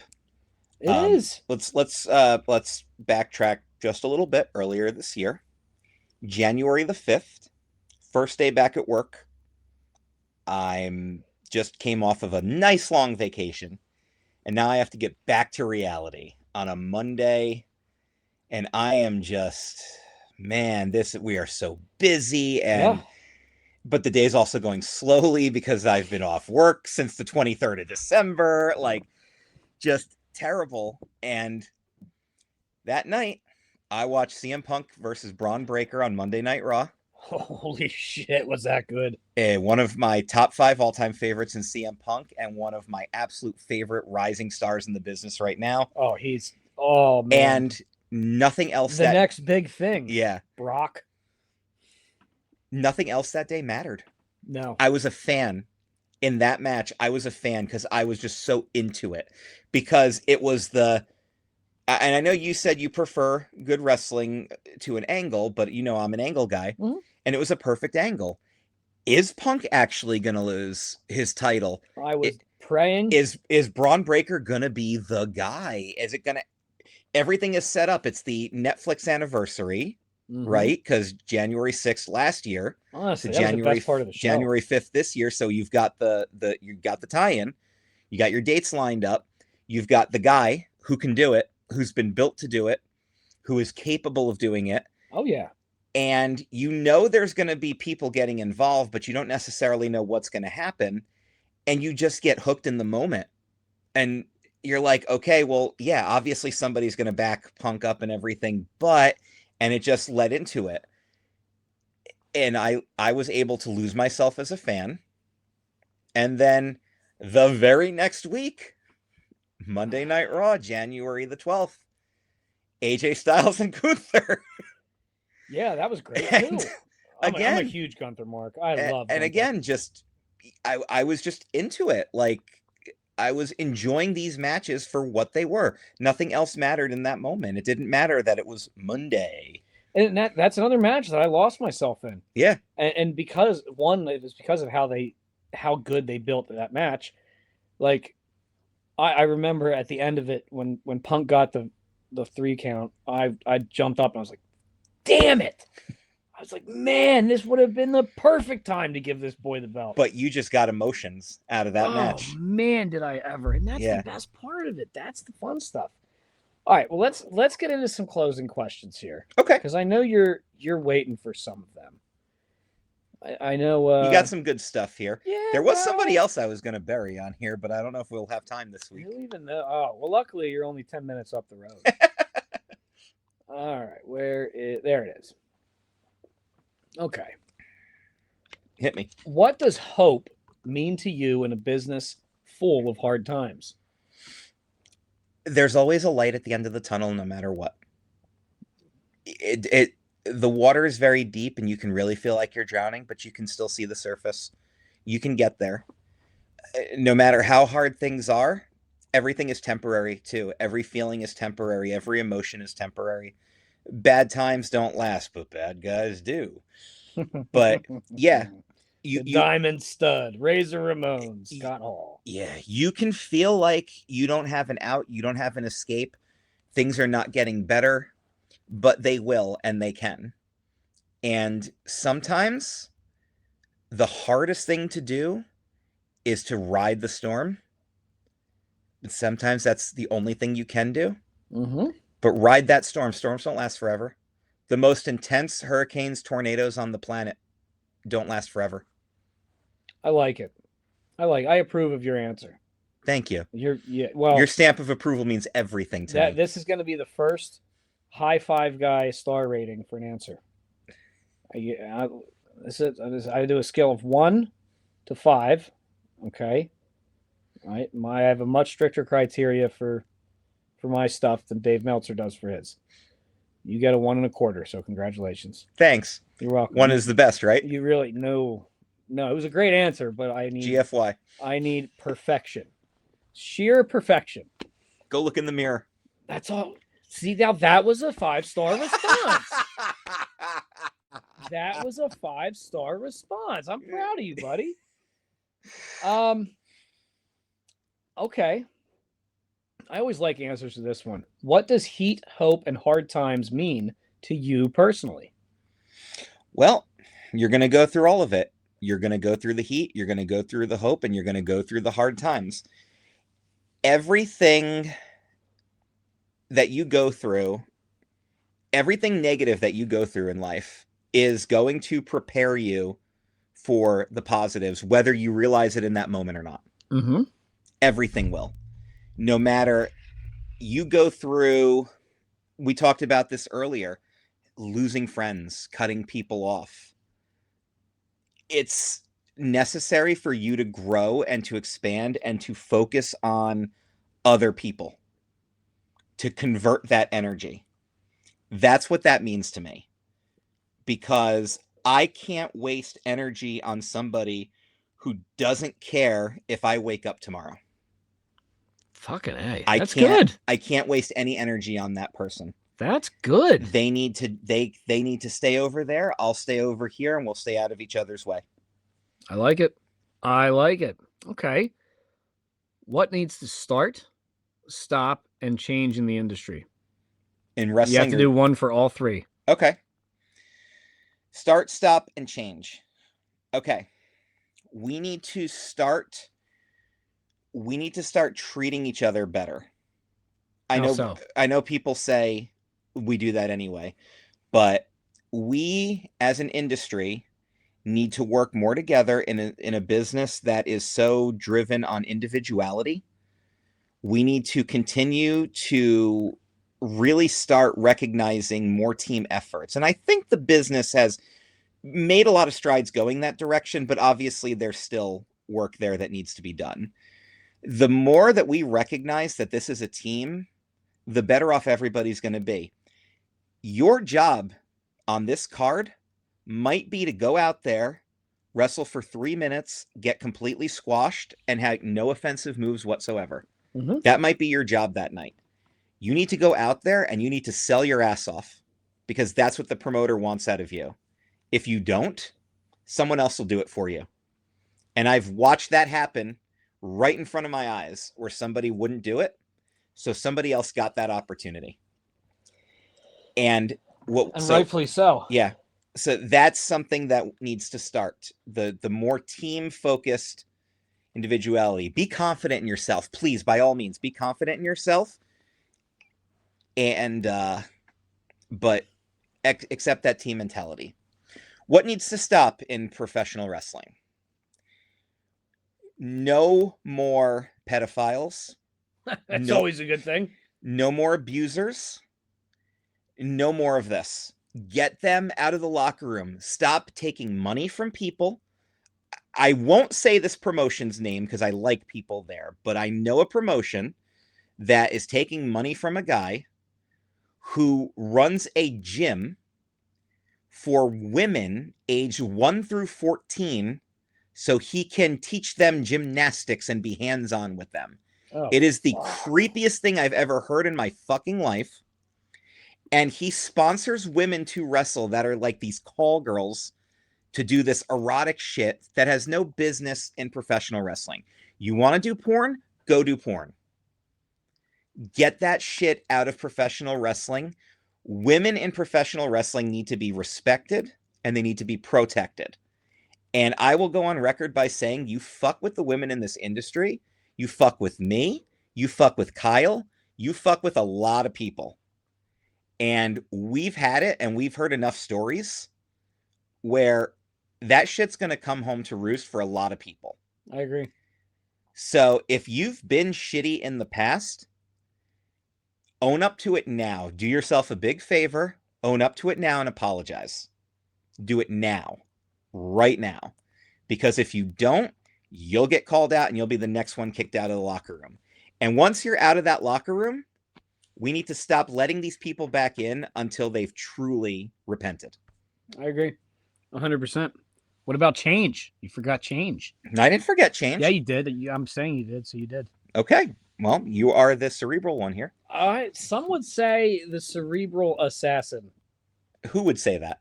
Give me their names. Me and Triple H. And Triple H. Yeah, Triple H would say that about you right now. Yeah, he's like, I guarantee you he's watching this. What needs to change in professional wrestling? Be open to critiques. Good. Be open to critiques. You're not perfect. None of us are. We can always do better. Even on my best day as a commentator, I know I can do better. Don't criticize what I did. Critique me. And shout out to my buddy Red Dog for that quote, because that's a perfect quote. That's actually... Yeah. Oh, there's some gold in this podcast, buddy. There's some gold. I am totally open to critiques. If you don't like the way I called something, if you don't like the way I said something, if you think my excitement level was too low, if you think I could have enunciated better, you can bring that to my attention. And if you do it from a place of pointing it out to educate me, I'll appreciate that every time. If you just come at me and be like, you suck, your voice is stupid. Well, your face is stupid, so get the hell away from me. Okay. Are there any narratives or rumors that you'd like to clear up about you to set the record straight? Rumors about me. As far as wrestling goes, not that I can think of. Honestly, I don't think I've ever really heard any rumors about you. I've heard rumors about me, but they've already been dispelled. So there's no point in bringing them up at this point. Yeah, I don't think I've ever heard anybody say anything about you. One time somebody said there was a rumor that I had like pissed somebody off, and then it turns out that they were pissed off about something else and just said it. Like, it's one of those like that's stupid. The only rumor that I think, and it's not even a rumor, is that you just wish you could be as cool as me. That's not a rumor. That's a fact. See, I that's why I said I don't even think it's really a rumor. Like, I can see that you're like, you wake up every morning like, fuck, man, how can I be more like the high five guy? And I get it. It's tough. It's tough. I guess I'll kind of just direct this to life in general. I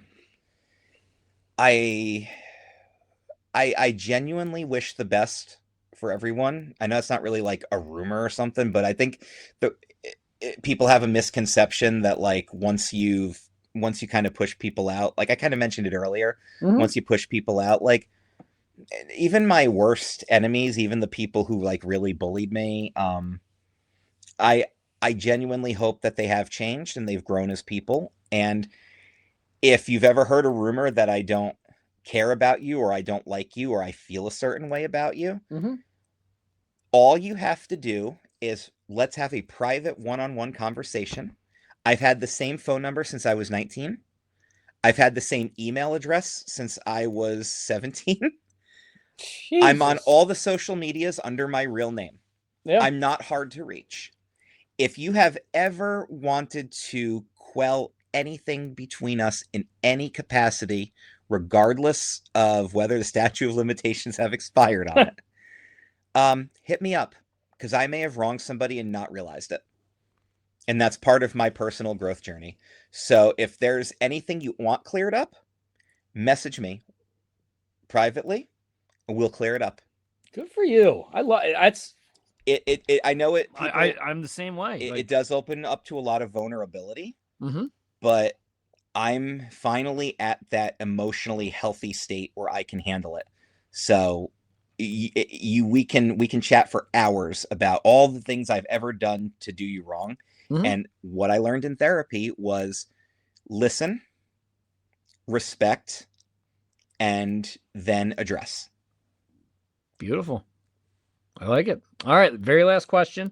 Every guest gets asked, who should I have on the podcast? Bret the Hitman Hart. You son of a bitch. That's the only. How did I know? Like, I should have. That wasn't even coming up in my mind that you were going to respond with that. And now I'm like, Kyle, you should have absolutely known that's where you should have known. I was waiting for that the whole time. Oh my to drop that one. Okay, outside of Bret, I mean, I'd love to have Bret on. That would be cool. That would be awesome. But I'm sure after he hears what I said, he's gonna be like, nope. If he ever listens to this thing. Can I name a couple of people? Yeah, of course. Okay. I'd like to hear from some of the coolest people I've worked with in professional wrestling. And I'm not going to name some of the main like 3LW people just because I know you've probably already contacted them. Probably. I would love to see you interview Justin Glory. Okay. I would love to see Sweet Bobby G come on the show. Ooh. Matt Turner. But please come on and tell your stories. I would love to see those guys on here because you don't have that personal connection with them. Yeah. So they are going a little outside their comfort zone, possibly. But these are all very good people, very good-hearted people who I think would be awesome. Any of those guys I've worked with in the past, I would love to hear their stories in this type of point of view. From 3LW, I mean, just these insanely good rising rookies that we have that just excite me every time I call one of their matches. There are plenty. You've mentioned plenty, whether it's Nice and Smooth, whether it's Naeem the Dream Brooks, who is just a phenomenal human being. I don't think I've had an episode where Naeem wasn't mentioned in a insanely positive light. Yeah. I don't know if Zoe and I talked about Naeem, but I know literally all of us have outside of her, I think. Al De Niro. Oh, that would be a great one. Guy. AJ Morales. Yes. He's a very good kid. He's a very exciting to watch. Yeah. You know, I'm going to be leaving people off. And they're going to be like, well, how come you didn't mention me? But listen, I'll put it this way, guys. If we've ever worked together in professional wrestling in any capacity, I want to interview you, and I want Kyle to interview you. Yeah. Because you all have a unique story that's your own, and that's why we do this. It really is. And I mean, I think on that note, Chris, thank you very much for round 1 of guaranteed what's going to be like an ongoing podcast relationship. It really is what it's all about. And to my listeners, viewers now, since I'm doing YouTube too, look at that smiling face. Pro wrestling's more than pro wrestling. It's more than just story. It's more than just theater or art. There's so much that can be learned, right? I mean, how many times do we see people? Does somebody go to a movie or read a book? It could even be fiction, and they see something or read something or hear something that makes them go, "Oh man, I have definitely felt like that. I can relate to that," and they learn from it. That's pro wrestling. Pro wrestling is more than just a thing that I like or a thing that I do. It's a part of who I am. Yeah. It's a part of my character. It's Chris O'Mealy and pro wrestling. We are integrated. There you go. And it has changed my life for the better. It has challenged me in ways I never expected. It has tested me in every way possible. Nothing quite like driving to deal with your grandmother's estate, who had just passed away, right before a show, having wrestlers calling you to complain that they're not going to make it to your show that night because the other guy who was supposed to drive isn't, to have that guy call you while you're trying to sign legal documents to talk shit about the other guy, for the other guy to call you. This all happened, when I was trying to promote a show, and I'm like, my fucking grandmother just died last week. I don't have the patience for this. Yeah. You're not coming. I know I have to change the card now. Just, it's all love, though. But it is all love. Pro wrestling is a part of me. It's a wonderful part of me, and I have no intention of leaving it until it's just not feasible for me to be part of it until anymore. He gets that match with the high five guy. Ricardo, I'm telling you, make it happen. Because he's terrified. He's straight terrified. He doesn't want none of this smoke. Yeah, seriously though, Chris, thank you. You are one of my closest friends. Thank you. And I handshake for the camera. Handshake for the camera. And I cherish every moment with you. We have a blast together. Thank you for inviting me into your home. Yes. Surrounded by Labubus. Yes. Well, yes. And thank you for dinner. Well, you fed me as well. That was all Raleigh. I cannot take credit for that. I thank you both for welcoming me into your lives and keeping me in your lives. Of course. So before we go, I know you talked about it earlier, but where can we find you? So like I said, I am pretty much at Chris O'Mealy on all the social medias. I'm keeping it simple for branding purposes, just so it's the easiest way to find me. I am the most active on Facebook because January 5th, I got monetized. Man, so everything I post. It was a big day. That was a big day. There was a big wrestling match that day too. Yeah, that's so I heard. And a big day at work, but that also happened. So cement that one on the calendar. There's nothing quite like working that kind of a busy day, clocking out, going on Facebook, and realizing that, okay, let's make money off of this. Well, this happened because I think I messaged you immediately. You did. You were very excited. Yeah. Facebook is going to be the easiest one. You can friend me. If you friend me and I don't accept it right away, you will automatically follow me. You don't have to send me a friend request. If you don't want to be friends, you can just hit the follow button. Instagram, I do post a lot on Instagram. You can find me on the Chris O'Mealy's Universe Podcasting Network. It's on Podbean. It's chrisomealy.podbean.com, or just search for me on all the main podcasting platforms. I'm on all of them. And Twitch. I'm big on Twitch because, again, monetization. I stream a lot of video games on there. It's under my old branding, CKCC Online, but I'm still there very actively. Dan Peck is also active on the channel. And I've been streaming Claire Obscure Expedition 33, which has been incredible. What a story-driven, beautiful game that has already emotionally gut punched me at least 3 times, and I'm not that far into it. Nice. But I play a lot of Phasmophobia and Headliners and Fall Guys and Among Us and Species Unknown and a lot of these group games. Shout outs to my buddies Matt and Eric from the Sick Minds of Matt and Eric podcast, who joined me quite a lot on that. We have a lot of fun on there, and there's a lot of stuff coming this year, guys. Books, videos, all kinds of stuff I'm working on. So if you support me, thank you so much. I do this because it means something to people. As much as I do it for myself, I do it because people get something out of it, and that really does keep me going. Excellently well put. Thank you. That you plugged yourself quite well on that one. So good for you. All right, guys. Thank you. The video stream, I promise you guys, is only going to get better because Chris and I literally set this up.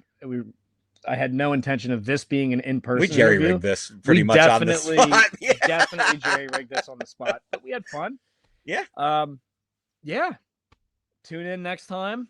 I've got some solo episodes planned. We got some big guests coming up, including Tony Atlas, ODB, working on Luke Gallows. I've got Bret the Hitman Hart. No, not yet. Spencer Slade. So we're excited. It's going to be a pretty good run coming up here. So, all right, guys, thank you. Be sure to like, follow, subscribe, share with all your friends, and I will see you next time.